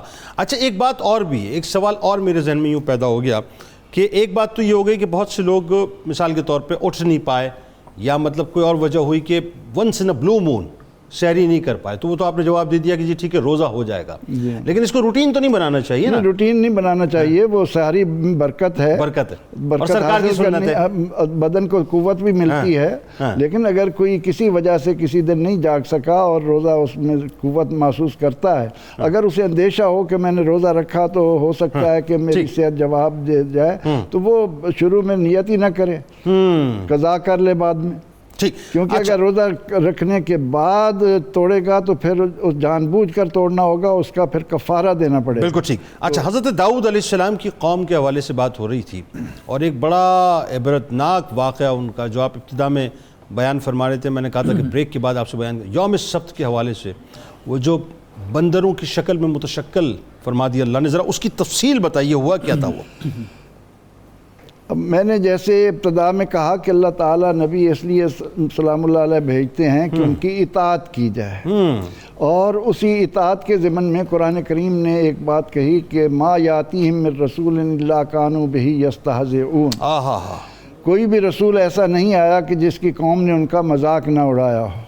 تو سیدنا حضرت داؤد علیہ السلام بھی امر بالمعروف اور نہی عن المنکر کا فریضہ سر انجام دے رہے ہیں، تو اللہ رب العزت نے ان کی قوم کو ایک آزمائش میں ڈالا۔ بلکہ یہاں پر ایک بات اور بھی سننے والوں کو، دیکھنے والوں کو عرض کرتا چلوں کہ سیدنا حضرت داؤد علیہ السلام کیا شان ہے کہ آدم علیہ السلام ارواح کی صورت میں دیکھ رہے ہیں، اور جب آتے ہیں حضرت داؤد علیہ السلام کے پاس تو ان کی جسمانی ساخت، ان کا حسن، ان کی قوت انہیں وہاں نظر آ رہی ہے۔ پوچھتے ہیں کہ یہ جوان کون ہے؟ کیا بتایا جاتا ہے کہ آپ کے بیٹے داؤد علیہ السلام ہیں۔ تو کہا ان کی عمر کتنی ہے؟ کہا کہ ان کو 60 سال دیے گئے ہیں۔ فرمایا اتنا میرا حسین بیٹا، اتنا طاقتور بیٹا دنیا میں 60 سال رہے گا، میری عمر میں سے 40 سال دے دیے جائیں۔ دے دیے۔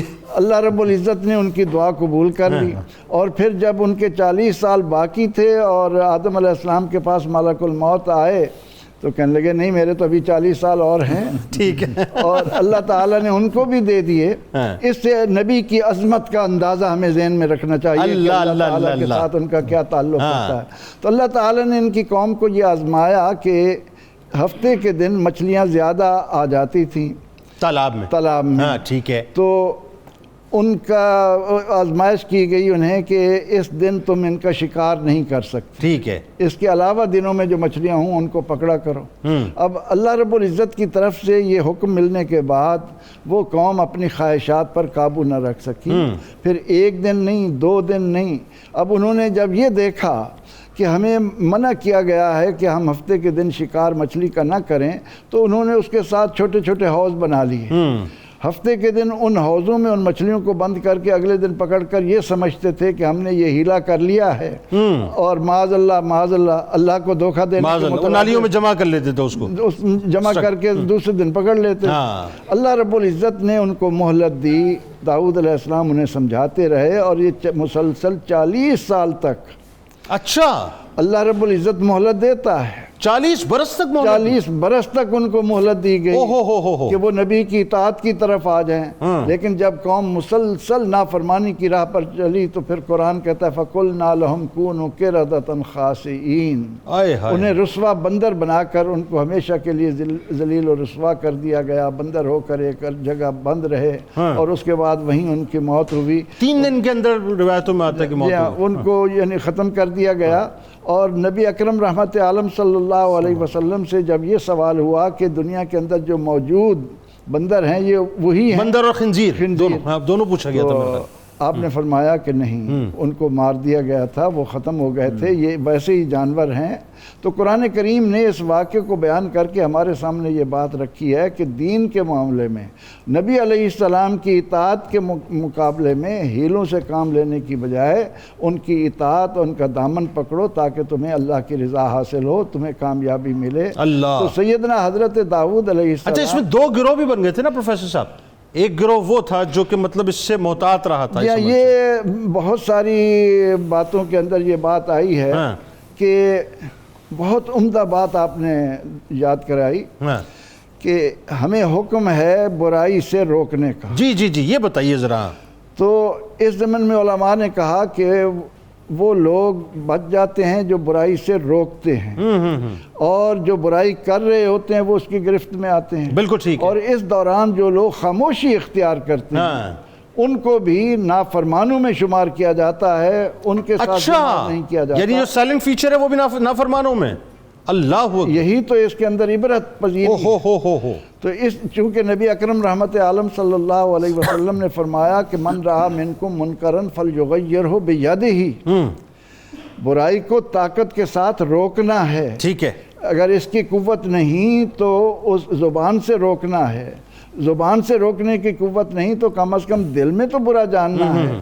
لیکن ایسے افراد جو معاشرے میں برائی کا حکم طاقت سے نہیں روکتے، زبان سے نہیں روکتے، اور اس کو دل میں بھی برا نہیں جانتے، تو ایسے لوگوں کو شریعت کے الفاظ میں دیوس کا نام دیا گیا ہے، ان کو بے غیرت کہا گیا ہے، اور وہ اللہ تعالیٰ کی ناراضگی اس حد تک لاتا ہے کہ قوم کا نام و نشان مٹا۔ مجھے حیرت اس واقعے کو پڑھ کے یوں ہوتی ہے عموماً، آپ دیکھیے کیسی بات ہے کہ جب وہ جو دو تین گروہ میں تقسیم ہو گئے، تو جو مجرم گروہ تھا جب وہ اس ویسینٹی سے خاموشی تھی ایک دن، تو جب چیک کرنے کے لیے گئے تو دیکھا کہ جی وہ سارے کے سارے رشتہ دار جو ہیں وہ تو بندر بن چکے ہیں۔ اب اس میں عبرتناک بات یہ ہے کہ وہ بندر تو پہچان رہے تھے کہ مثال کے طور پہ یہ میرا باپ آیا ہے، یہ میرا پھپھا ہے، یہ میرا ماموں ہے، یہ میرا چاچا ہے، یہ فلاں یہ فلاں فلاں، اور وہ جا کر اس کے دامن سے لپٹ کر آنسوں سے روتے تھے، جسچر دے رہے تھے کہ ہم تمہارے ہیں، لیکن وہ ظاہر پہچانیں گے کیسے کیونکہ وہ بندر میں متشکل ہو چکے ہیں۔ تو اللہ اکبر اللہ اکبر، یعنی یہ وہی بات ہے کہ وما کان اللہ لیعذبہم وانت فیہم، ہم پر اللہ کا کرم ہے، کیسا کرم ہے، کیسا کرم ہے کہ وہاں بندروں میں متشکل کر دیے جاتے تھے، ہم پر عذاب نازل نہیں ہوتا۔ یہ سب رحمت اللہ العالمین کا باتوں کو سامنے رکھ کر ہمیں اللہ تعالیٰ کے اس فضل اور کرم کو سامنے رکھنا ہے کہ سیدنا داؤد علیہ السلام، ان کے لیے پہاڑوں کو مسخر کیا گیا، ان کے لیے پرندوں کو مسخر کیا گیا، لیکن ہم اس ذی شان نبی کے امتی ہیں کہ ان کا ان کو امتی بنایا گیا۔ اللہ اللہ اللہ اللہ اللہ، ارسلت الی الخلق کافہ، اور احد پہاڑ کو دیکھیے، حضور علیہ السلام فرماتے ہیں یہ ہم سے پیار کرتا ہے، ہم اس سے پیار کرتے ہیں، ہم اس سے پیار کرتے ہیں، اور یہ ایسے اٹھا لیا جائے گا جنت میں انشاءاللہ۔ ڈاکٹر صاحب، عبادات، وہ عبادات کہ جن کا تذکرہ پاک میرے آپ کے سرکار علیہ السلام فرمائے۔ جی، رسول اکرم علیہ تحیۃ و ثنا نے ارشاد فرمایا، مشہور حدیث مبارکہ ہے کہ احب الصیام الی اللہ صیام داؤد علیہ السلام، کہ اللہ کی بارگاہ میں سب سے زیادہ جو پسندیدہ روزہ ہے وہ حضرت داؤد علیہ السلام کا روزہ ہے۔ سبحان اللہ۔ اس کی وجہ میرے آقا نے کیا بیان فرمائی؟ آپ نے ارشاد فرمایا وَكَانَ يَصُومُ يَوْمًا وَيُفْطِرُ يَوْمًا، آپ ایک دن روزہ رکھتے تھے اور ایک دن آپ افطار فرماتے تھے۔ سبحان اللہ۔ اسی روزے کو آپ نے صوم الدہر بھی قرار دیا ہے، یعنی صوم الدہر یہ نہیں کہ ساری زندگی مسلسل روزے رکھنے ہیں، یعنی ایک دن روزہ رکھیے، ایک دن افطار کیجئے، وہ بھی صوم الدہر میں شمار ہوتا ہے، کیونکہ رب کائنات نے سارے اختیار تو اپنے نبی کو عطا فرما دیے۔ پھر آگے آقا نے ارشاد فرما احب الصلاۃ الی اللہ صلاۃ داؤد علیہ السلام، اور نماز بھی اللہ کی بارگاہ میں وہ سب سے زیادہ پسندیدہ ہے جو حضرت داؤد ادا فرماتے تھے۔ وہ کس طرح ادا فرماتے تھے، اس کی ترتیب حضرت نے بھی ابتدا میں اشارہ فرمایا۔ وہ ترتیب یہ تھی وَكَانَ يَنَامُ نِصْفَ اللَّيْلِ، آدھی رات آپ آرام فرمایا کرتے تھے، وَيَقُومُ ثُلُثَهُ، اور پھر اس کا تیسرا حصہ اٹھ کے آپ عبادت فرمایا کرتے تھے، اور پھر اس کے بعد تھوڑا آپ اور آرام فرماتے تھے، پھر اگلی نماز کی طرف آپ تشریف لے جایا کرتے تھے۔ یعنی توازن، اعتدال، یہ درس دیا گیا ہے ہر اعتبار سے۔ اور قرآن پاک کی کتنی آیات میں اشارہ فرمایا اصبر علی ما یقولون واذکر عبدنا داؤد ذا العید، یہاں ارشاد، حالانکہ آپ بادشاہ بھی ہیں لیکن یہ نہیں فرمایا کہ بادشاہ داؤد کو دیکھو، بادشاہت عطا فرما کر بھی یہ کہا کہ جو اصل تعارف ہے وہ داؤد کا، وہ میرا عبد ہونا ہے، بندہ ہونا، بادشاہ ہونا تعارف نہیں ہے۔ یعنی یہ بالکل ایسی بات ہے کہ سرکار علیہ السلام کو جب اللہ تبارک و تعالیٰ نے یہ اختیار دیا، چاہے تو نبی بادشاہ بن جائے، چاہے تو نبی بندہ بنے، آپ نے نبی بندہ بننے کو پسند کیا۔ اور اللہ رب آپ نے عبد بننا پسند فرمایا، پھر میرے رب نے آپ کو عبد ہو بنا لیا نا، سبحان اللہ اسریٰ بعبدہ، خاص بندے کا مقام عطا فرمایا جو کسی اور کو بھی نہیں ملا۔ لے گیا اپنے بندے کو، جو اپنا کر کے اپنے بندے کو. عبد دیگر عبد ہو چیزیں کیا بات، سراپا انتظار ہو. سبحان اللہ سبحان اب تو اللہ کہتے ہیں سبحان جو اللہ. انتظار میں رہے، اور عبد ہو وہ ہے جس کا انتظار کیا. ارے جس کا انتظار کیا جائے. سبحان اللہ. جی ڈاکٹر. وَاذْكُرْ عَبْدَنَا، تو ارشاد فرمایا میرے محمد صلی اللہ علیہ وسلم ہمارے بندے کو یاد کیجئے. کس کو؟ داؤد کو، جس کا اللہ رب العزت نے یہاں وصف یہ بیان فرمایا وہ ذوالعید ہیں. ذوالعید سے کیا مراد ہے کہ وہ طاقت والے ہیں. یہاں مفسرین نے لکھا کون کون سی طاقت ہے؟ کہا زرہ بنانے کی طاقت تو زمانے نے دیکھ لی ہے، پھر گفتار کی طاقت بھی اللہ نے عطا فرمائی، کیونکہ یہ گفتگو کے آغاز میں خطبے کے بعد جب ہم اما بعد کے الفاظ پڑھتے ہیں تو وہ سب سے پہلے حضرت داؤد علیہ السلام نے اپنے خطاب میں ارشاد فرمائے تھے. یہ کیسی کمال بات ہے، لوگوں کو پتہ نہیں ہوگی یہ بات. جی حضرت داؤد نے اس کا آغاز اما بعد کی جو اب الفاظ قیامت تک جو بھی اما بعد پڑھے گا وہ ثواب حضرت داؤد علیہ السلام تک بھی پہنچتا رہے گا، یہ سلسلہ قائم رہے گا. تو گفتار کی طاقت، کردار کی طاقت، فیصلہ سازی کی طاقت، اور اللہ رب العزت نے عبادت کی بھی یہ طاقت عطا فرمائی کہ وہ جو میں نے شروع میں عرض کیا کہ جب وہ تصویر کھولی گئی تو صحابی کہتے ہیں ہم نے چہرہ دیکھا تو وہ خشوع والا چہرہ نظر آ رہا تھا. چہرے میں اتنی خشوع تھی عبادت کی وجہ سے کہ حضرت ابن اسیر نے اپنی کامل میں چند جملے لکھے ہیں آپ کی عبادت کے حوالے سے. کہتے ہیں کانا شدید الاجتہاد، کہ جتنا آپ اجتہاد فرماتے تھے نا کسی بھی معاملے کی تہہ تک پہنچنے کا، وہ اس زمانے میں اللہ نے کسی اور کو عطا نہیں فرمایا تھا.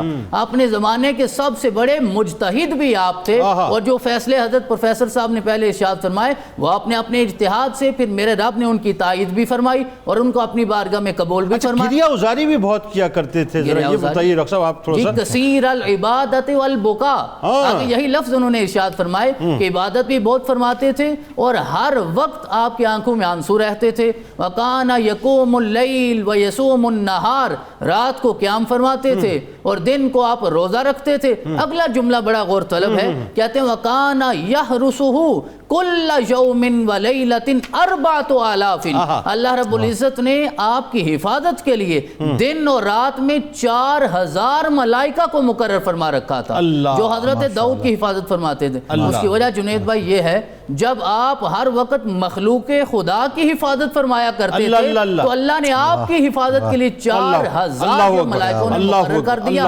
اور آخر میں ارشاد فرمایا کہ جب اللہ رب العزت نے یہ سارے مقام عطا فرمائے نا تو عبادت کے بعد آپ کو حکمت بھی عطا فرمائی ہے. سبحان اللہ سبحان اللہ. بات آگے بڑھاتے ہیں. گریہ ازاری کے حوالے سے بات ہو گئی، عبادتوں کے حوالے سے بات ہو گئی. ایک بات اور کہ یہاں اللہ کو راضی کیا جا رہا ہے اور وہاں اللہ کے بندوں کو راضی کیا جا رہا ہے. جو تاج شاہی آپ کے سر اقدس پہ سجا تھا اس کا بار آپ کیسا محسوس کرتے تھے؟ وہ جو ایک واقعہ فرشتے والا ہے وہ ذرا بتائیے. میرا خیال ہے کہ وہ واقعہ موجودہ حکمرانوں کو جہاں جائیں اس وقت دنیا بھر میں دیکھا جا رہا ہے. بہت توجہ سے سننا چاہیے کہ دیکھیے صاحب کہ بادشاہت ملنے کے بعد بھی داؤد علیہ السلام کا طریق کیا تھا، بتائیے.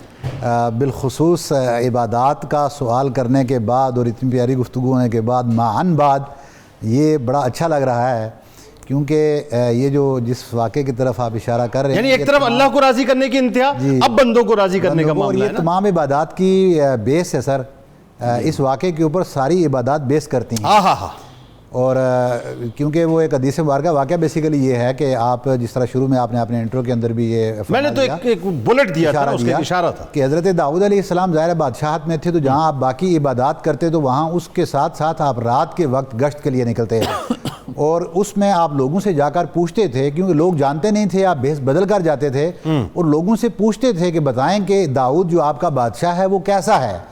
تو یقیناً کیونکہ ایک عدل کا نظام تھا اور لوگوں کو ان کی سہولیات ملتی تھیں، رعایا ان سے بہت خوش تھی، تو لوگ ان کی تعریفات کرتے تھے، سب ان کی تعریفیں بیان کرتے کہ داؤد علیہ السلام اس وقت جو ہمارے بادشاہ ہیں وہ ہمارے ساتھ عدل و انصاف سے کام لیتے ہیں اور جو بیسک بنیادی نیڈز ہیں سوسائٹی کی وہ اس کو پورا کرتے ہیں. ٹھیک ہے. اچھا یہ روزانہ کا سلسلہ چل رہا تھا لیکن اللہ رب العزت نے آج ہمارے لوگوں کو اور ہمارے حکمرانوں کو سبق سکھانے کے لیے یہ واقعہ بنایا. اب اللہ رب العزت نے ایک فرشتے کو بھیج دیا. ایک رات وہ فرشتہ ان سے ملتا ہے اور جب آپ اس سے پوچھتے ہیں کہ بتاؤ داؤد کیسے ہیں تو وہ کہتے ہیں کہ آپ داؤد بہت اعلیٰ ہیں، بہت کامل بندے ہیں اللہ کے، لیکن اگر وہ کامل سے اکمل بننا چاہتے ہیں، وہ کمال کی انتہا کو پہنچنا چاہتے ہیں تو صرف ایک کام اور کرنے کی ضرورت ہے. وہ کام کیا تھا؟ ایک جملے میں بتا دیجیے. وہ کام یہ تھا کہ آپ صرف اور صرف جو بیت المال سے حصہ لیتے ہیں اس کو چھوڑ کر اپنے ہاتھ سے کمانا شروع کر لیں تو آپ کی زندگی کے اندر برکت آئے گی. اس کے بعد آپ نے زرعوں کا کام اللہ رب العزت اس کے بعد آپ نے شروع کیا, پھر اللہ نے آپ کو یہ توفیق دی کہ آپ ہاتھ کے ساتھ لوہے کو موڑتے, بادشاہی بھی تھی اور اپنے ہاتھ سے محنت بھی کیا کرتے تھے. یہ ہے بنیادی طور پہ داؤد علیہ السلام. لاہور میں ظاہر ناظرین اب انتہائی سحر آہستہ آہستہ قریب ہے, آپ بھی ساری کیجئے, ہم بھی کرتے ہیں انشاءاللہ. یوں جاتے ہیں اور لوٹ کے واپس آتے ہیں.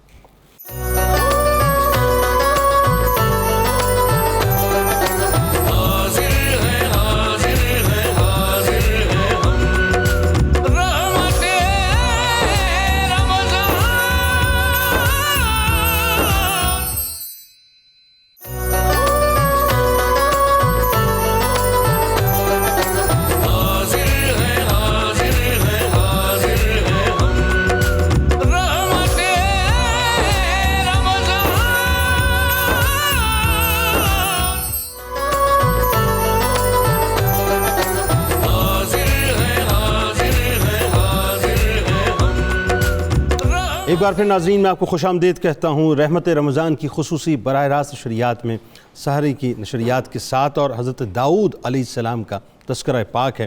ظاہر ہے ایسی ہستیاں ناظرین کی ایک پروگرام میں ان پہ گفتگو مکمل نہیں ہو سکتی, لیکن آخر میں جو آپ کے وصال پاک کا انتہائی حسین ترین واقعہ ہے وہ ذرا پروفیسر صاحب سے آپ کو سنواتے ہیں. ہمارے ساتھ رہیے. جی پروفیسر. بسم اللہ الرحمن الرحیم. اللہ رب العزت نے سیدنا داؤد علیہ السلام کے واقعات کو بیان کرنے کے بعد جو تتمہ کیا وہ ہے اعملوا آل داود شکرا. اے آل داود شکرانے والا عمل کرو, شکریہ والا طریقہ نہ چھوڑو.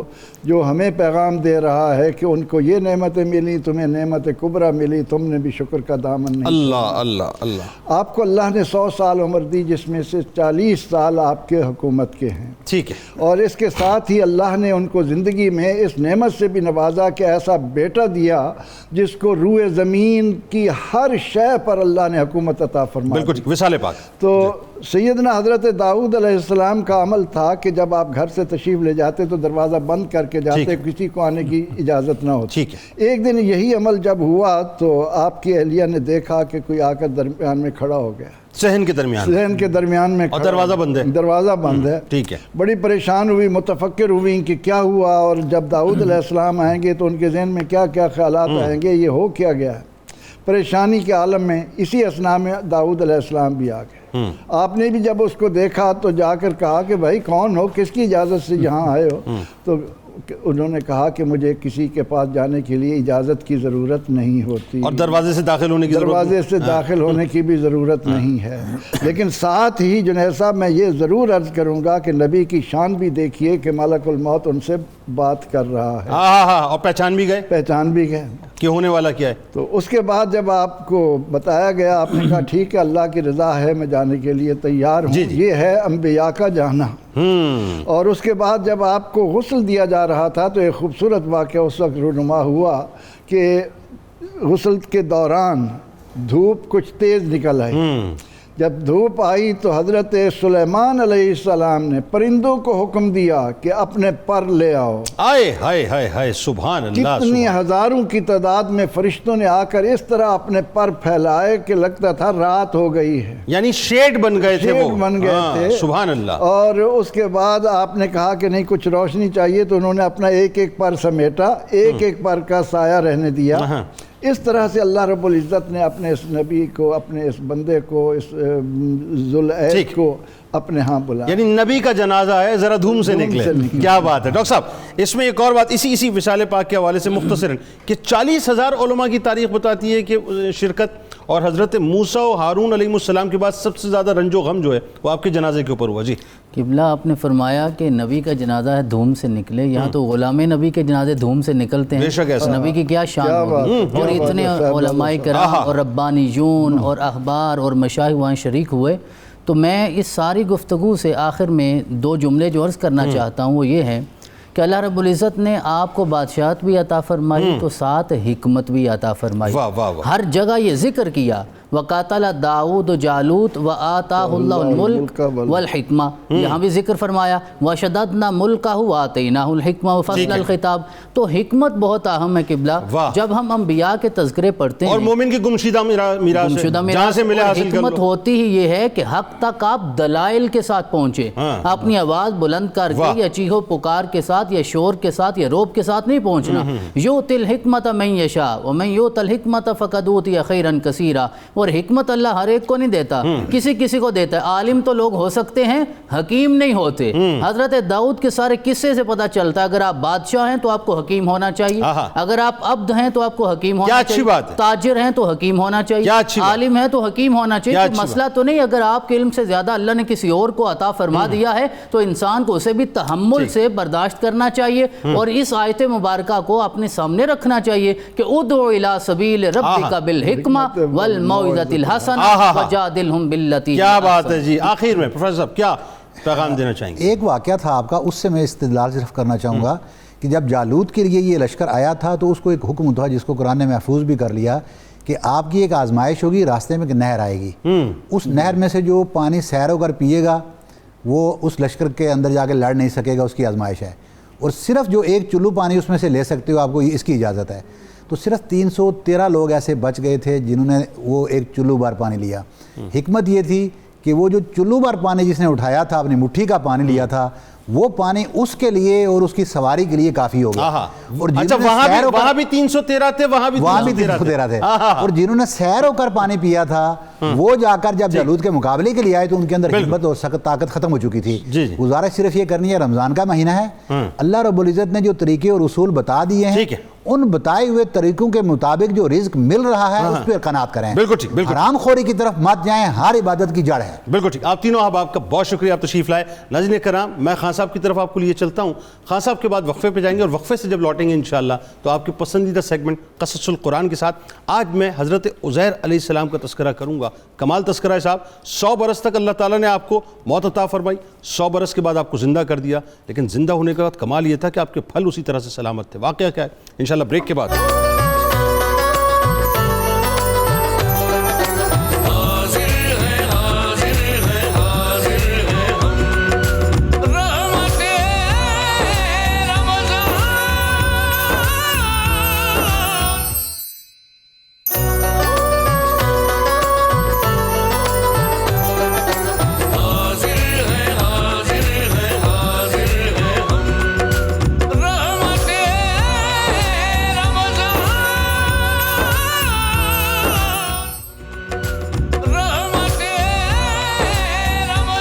ایک بار پھر ناظرین میں آپ کو خوش آمدید کہتا ہوں۔ قصص القرآن کا آپ کا پسندیدہ سیگمنٹ ہے۔ آج حضرت عزیر علیہ السلام کا واقعہ ہے۔ 100 برس تک آپ مردہ رہے، اس کے بعد زندہ کر دیے گئے۔ بہت توجہ کے ساتھ سنیے گا ناظرین کرام۔ اکثر مفسرین کے نزدیک یہ واقعہ حضرت عزیر بن شرخیہ علیہ السلام کا ہے، جو بنی اسرائیل کے ایک نبی تھے۔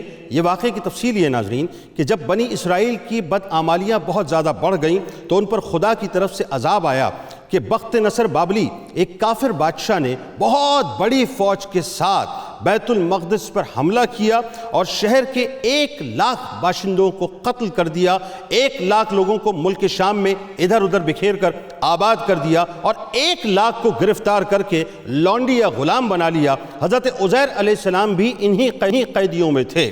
اس کے بعد اس کافر بادشاہ نے پورے شہر بیت المقدس کو توڑ پھوڑ کر مکمل طور پہ مسمار کر دیا اور ویرانے میں تبدیل کر دیا۔ اب بات یہ ناظرین کہ سوال یہ پیدا ہوتا ہے کہ بخت نصر کون تھا؟ ذرا سنیے۔ قوم عمالقہ کا ایک لڑکا ان کے بت نصر کے پاس لاوارث پڑا ہوا تھا۔ چونکہ اس کے باپ کا نام کسی کو معلوم نہیں تھا، اس لیے لوگوں نے اس کا نام بخت نصر یعنی نصر کا بیٹا رکھ دیا۔ خدا کی شان یہ ناظرین، یہ لڑکا جب بڑا ہوا تو سلطنت بابل کا گورنر مقرر ہوا اور بعد میں وہ خود دنیا کا بڑا بادشاہ ہو گیا۔ کچھ دنوں کے بعد حضرت عزیر علیہ السلام جب کسی طرح بخت نصر کی قید سے رہا ہو گئے تو ایک گدھے پر سوار ہو کر اپنے شہر بیت المقدس میں داخل ہوئے۔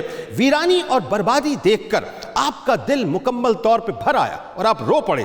چاروں طرف چکر لگایا تو انہیں کوئی انسان کی شکل نظر نہیں آئی. ہاں یہ دیکھا کہ وہاں کے درختوں پر خوب زیادہ پھل آئے ہوئے ہیں جو پک کر مکمل طور پہ تیار ہو چکے ہیں، مگر کوئی بھی ان پھلوں کو توڑنے والا موجود نہیں ہے. یہ منظر دیکھ کر نہایت ہی حسرت و افسوس کے ساتھ بے اختیار آپ کی زبان مبارک سے یہ جملہ نکل پڑا کہ اس شہر کی ایسی بربادی اور ویرانی کے بعد بھلا کس طرح اللہ تبارک و تعالیٰ پھر اس کو آباد کرے گا. پھر آپ نے کچھ پھلوں کو توڑ کر تناول بھی فرمایا اور انگوروں کو توڑ کر ان کا شیرہ نوش فرمایا.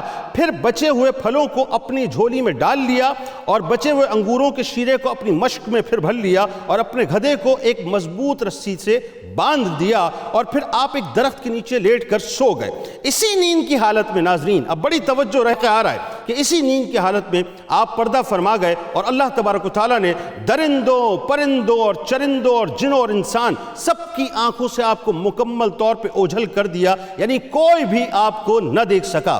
یہاں تک کہ ناظرین 70 برس کا زمانہ گزر گیا. ملک فارس کے بادشاہوں میں سے ایک بادشاہ اپنے لشکر کے ساتھ بیت المقدس کے اس ویرانے میں داخل ہوا اور بہت سے لوگوں کو لا کر یہاں بسایا اور شہر کو پھر دوبارہ سے آباد کر دیا اور بچے کچے بنی اسرائیل کو جو اطراف و جوانب میں بکھرے ہوئے تھے سب کو بلا کر اس شہر میں آباد کر دیا. اور ان لوگوں نے نئی نئی عمارتیں بنا کر اور قسم قسم کے باغات لگا کر شہر کو پہلے سے زیادہ خوبصورت اور بارونق کر دیا. جب حضرت عزیر علیہ السلام کو پورے 100 برس گزر گئے وفات کی حالت میں تو اللہ تبارک و تعالیٰ نے آپ کو دوبارہ زندہ فرمایا. تو آپ نے دیکھا کہ گدھا جو ہے وہ مر کر سڑ کر مکمل طور پہ جو ہے وہ گلی سڑی ہڈیوں میں تبدیل ہو چکا ہے. ادھر ادھر اس کی ہڈیاں بکھری ہوئی ہیں، مگر تھیلے میں رکھے ہوئے جو پھل اور مشک میں رکھا ہوا جو شیرہ تھا وہ کسی طور سے بھی خراب نہیں ہوا تھا. نہ پھلوں میں کوئی تغیر آیا، نہ شیروں میں کوئی بوباس آئی، نہ بدمزگی پیدا ہوئی. آپ نے یہ بھی دیکھا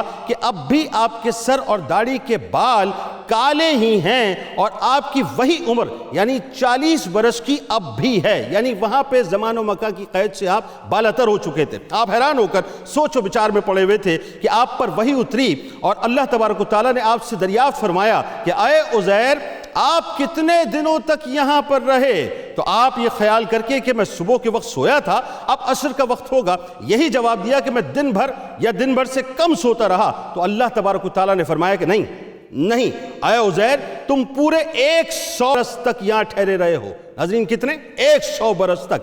اب تم ہماری قدرت کا نظارے کے لیے ذرا اپنے گدھے کو دیکھو کہ اس کی ہڈیاں گل سڑ کر مکمل طور پہ بکھر چکی ہیں اور اپنے کھانے کی طرف نظر ڈالو کہ اس میں کوئی کسی قسم کی خرابی یا بگاڑ پیدا نہیں ہوا. پھر ارشاد فرمایا اے عزیر اب تم دیکھو کہ کس طرح ہم ان ہڈیوں کو اٹھا کر ان پر گوشت پوست چڑھا کر اس گدھے کو زندہ کرتے ہیں.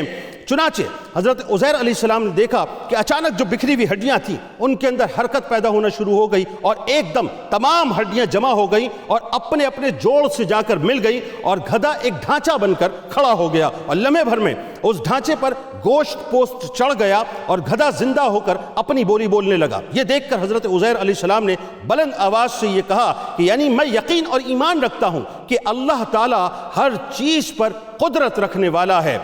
اس کے بعد حضرت عزیر علیہ السلام شہر کا دورہ فرماتے ہوئے ایک جگہ پہنچ گئے ناظرین جہاں 100 برس پہلے آپ کا مکان تھا. تو کسی نے آپ کو نہ پہچانا نہ آپ نے کسی کو پہچانا. ظاہر ہے ناظرین 1 سینچری گزر چکی ہے. ہاں البتہ یہ دیکھا کہ ایک بوڑھی اور اپائج عورت مکان کے پاس بیٹھی ہوئی ہے جس نے اپنے بچپن میں حضرت عزیر علیہ السلام کو بچپن میں دیکھا تھا. آپ نے اس سے پوچھا کہ کیا یہی عزیر کا مکان ہے؟ تو اس نے کہا جی ہاں. پھر بڑھیا نے کہا کہ عزیر کا ذکر کیا؟ اس کو تو 100 برس ہو گئے، بالکل لاپتہ ہو چکے ہیں. یہ کہہ کر بڑھیا رونے لگی. اب ذرا غور کیجئے گا آپ کی عمر 40 برس ہے، وہ بڑھیا ہو چکی ہے جس نے بچپن میں آپ کو دیکھا تھا. یہ سب میرے رب کی قدرت ناظرین. تو آپ نے فرمایا کہ اے بڑھیا میں ہی عزیر ہوں، مجھ کو اللہ نے 100 برس تک مردہ رکھا پھر مجھ کو زندہ فرما دیا ہے اور اب میں اپنے گھر آ گیا ہوں. تو بڑھیا نے کہا کہ اے عزیر تم ایسے باکمال تھے کہ ان کی ہر دعا قبول، یعنی عزیر ایسے باکمال تھے کہ ان کی ہر دعا جو ہے وہ قبول ہوتی تھی. اگر آپ واقعی عزیر ہیں تو میرے لیے دعا کیجئے کہ میری آنکھوں میں روشنی آ جائے اور میرا فالج ٹھیک ہو جائے. حضرت عزیر علیہ السلام نے دعا دی تو بڑھیا کی بینائی واپس آ گئی اور اس کا فالج بھی اچھا ہو گیا. پھر اس نے غور سے آپ کو جب دیکھا تو پہچان لیا اور بول اٹھی کہ میں شہادت دیتی ہوں کہ آپ یقیناً حضرت عزیر علیہ السلام ہے. پھر وہ آپ کو لے کر بنی اسرائیل کے محلے میں گئی. اتفاق سے وہ سب لوگ ایک مجلس کے اندر موجود تھے، یعنی مجمع کی صورت میں تھے. آپ کے چند پوتے بھی وہاں پہ تھے جو سب کے سب بوڑھے ہو چکے تھے. یعنی یہ بھی بڑی عجیب سی بات ہے ناظرین کہ جو دادا ہیں وہ 40 برس کی عمر کے ہیں اور جو پوتے ہیں وہ بڑھاپے کے اندر ان کو دیکھ رہے ہیں. بڑھیا نے مجلس میں شہادت دی اور اعلان کیا کہ آئے لوگوں، بلا شبہ یہ حضرت عزیر علیہ السلام ہی ہیں. مگر کسی نے بڑھیا کی بات کو صحیح نہیں مانا. اتنے میں ان کے ایک لڑکے نے کہا کہ میرے باپ کے دونوں کاندھوں کے درمیان ایک کالے رنگ کا مسا تھا جو چاند کی شکل کے تھا. چنانچہ آپ نے اپنا کرتا اٹھا کر دکھایا تو وہ مسا وہاں پر موجود تھا. پھر لوگوں نے کہا کہ حضرت عزیر تورات زبانی یاد رکھتے تھے اور ان کو زبانی طور پہ تورات یاد تھی. اگر آپ عزیر علیہ السلام ہیں تو زبانی تورات پڑھ کر سنائیے. آپ نے بغیر کسی جھجک کے فوراً پوری تورات پڑھ کر سنا دی. بخت نظر بادشاہ نے ناظرین بیت المقدس کو تباہ کرتے وقت 40,000 تورات کے عالموں کو چن چن کر قتل کر دیا تھا اور تورات کی کوئی جلد بھی اس نے زمین پر باقی نہیں چھوڑی تھی. اب سوال پیدا ہوا کہ حضرت عزیر علیہ السلام نے جو تورات پڑھی ہے وہ صحیح ہے کہ غلط؟ تو ایک آدمی نے کہا کہ میں نے اپنے باپ سے یہ سنا ہے کہ جس دن ہم لوگوں کو بخت نصر نے گرفتار کیا تھا اس دن ایک ویرانے میں ایک انگور کی بیل کی جڑ میں تورات کی ایک جلد دفن کر دی گئی تھی. اگر تم لوگ میرے دادا کے انگور کی وہ جو بیل کی جڑ تھی اگر اس کی نشاندہی کر دو تو میں تورات کی ایک جلد وہاں سے برآمد کر لوں گا. اس وقت پتہ چل جائے گا کہ حضرت عزیر علیہ السلام نے جو تورات پڑھی ہے وہ صحیح ہے یا نہیں. چنانچہ لوگوں نے تلاش کر کے اور زمین کھود کر تورات کی جلد نکال لی تو حرف بہ حرف حضرت عزیر علیہ السلام کی جو یاد کی ہوئی تورات تھی جو انہوں نے سنائی تھی وہ بالکل اس کے مطابق تھی. یہ عجیب و غریب اور حیرت انگیز ماجرا دیکھ کر ناظرین سب لوگوں نے ایک زبان ہو کر کہنا شروع کر دیا کہ بے شک حضرت عزیر علیہ السلام یہی ہیں اور یقیناً معاذ اللہ. اس کے بعد انہوں نے یہ کہا کہ یہ خدا کے بیٹے ہیں. چنانچہ اسی دن سے ناظرین یہ غلط اور مشرکانہ عقیدہ یہودیوں میں پھیل گیا کہ معاذ اللہ ثم معاذ اللہ حضرت عزیر علیہ السلام خدا کے بیٹے ہیں. چنانچہ آج تک دنیا بھر کے یہودی اس باطل عقیدے پر جمے ہوئے ہیں کہ حضرت عزیر علیہ السلام خدا کے بیٹے ہیں معاذ اللہ. اللہ تعالیٰ نے قرآن مجید میں سورہ بقرہ میں واقعے کو کچھ الفاظ میں بیان فرمایا ہے کہ یا اس عزیر علیہ السلام کی طرح جو ایک بستی بیت المقدس پر گزرے وہ اپنی چھتوں کے بل ڈھئی پڑی تھی تو انہوں نے کہا کہ اس بستی کو اس کی موت کے بعد اللہ کیوں کر جلائے گا. تو اللہ تعالیٰ نے انہیں 100 برس تک مردہ رکھا. 100 برس تک پھر انہیں زندہ فرمایا. اللہ تعالیٰ نے فرمایا کہ تم کتنے دن یہاں ٹھہرے؟ تو انہوں نے کہا دن بھر ٹھہرا ہوں گا یا کچھ اس سے کم.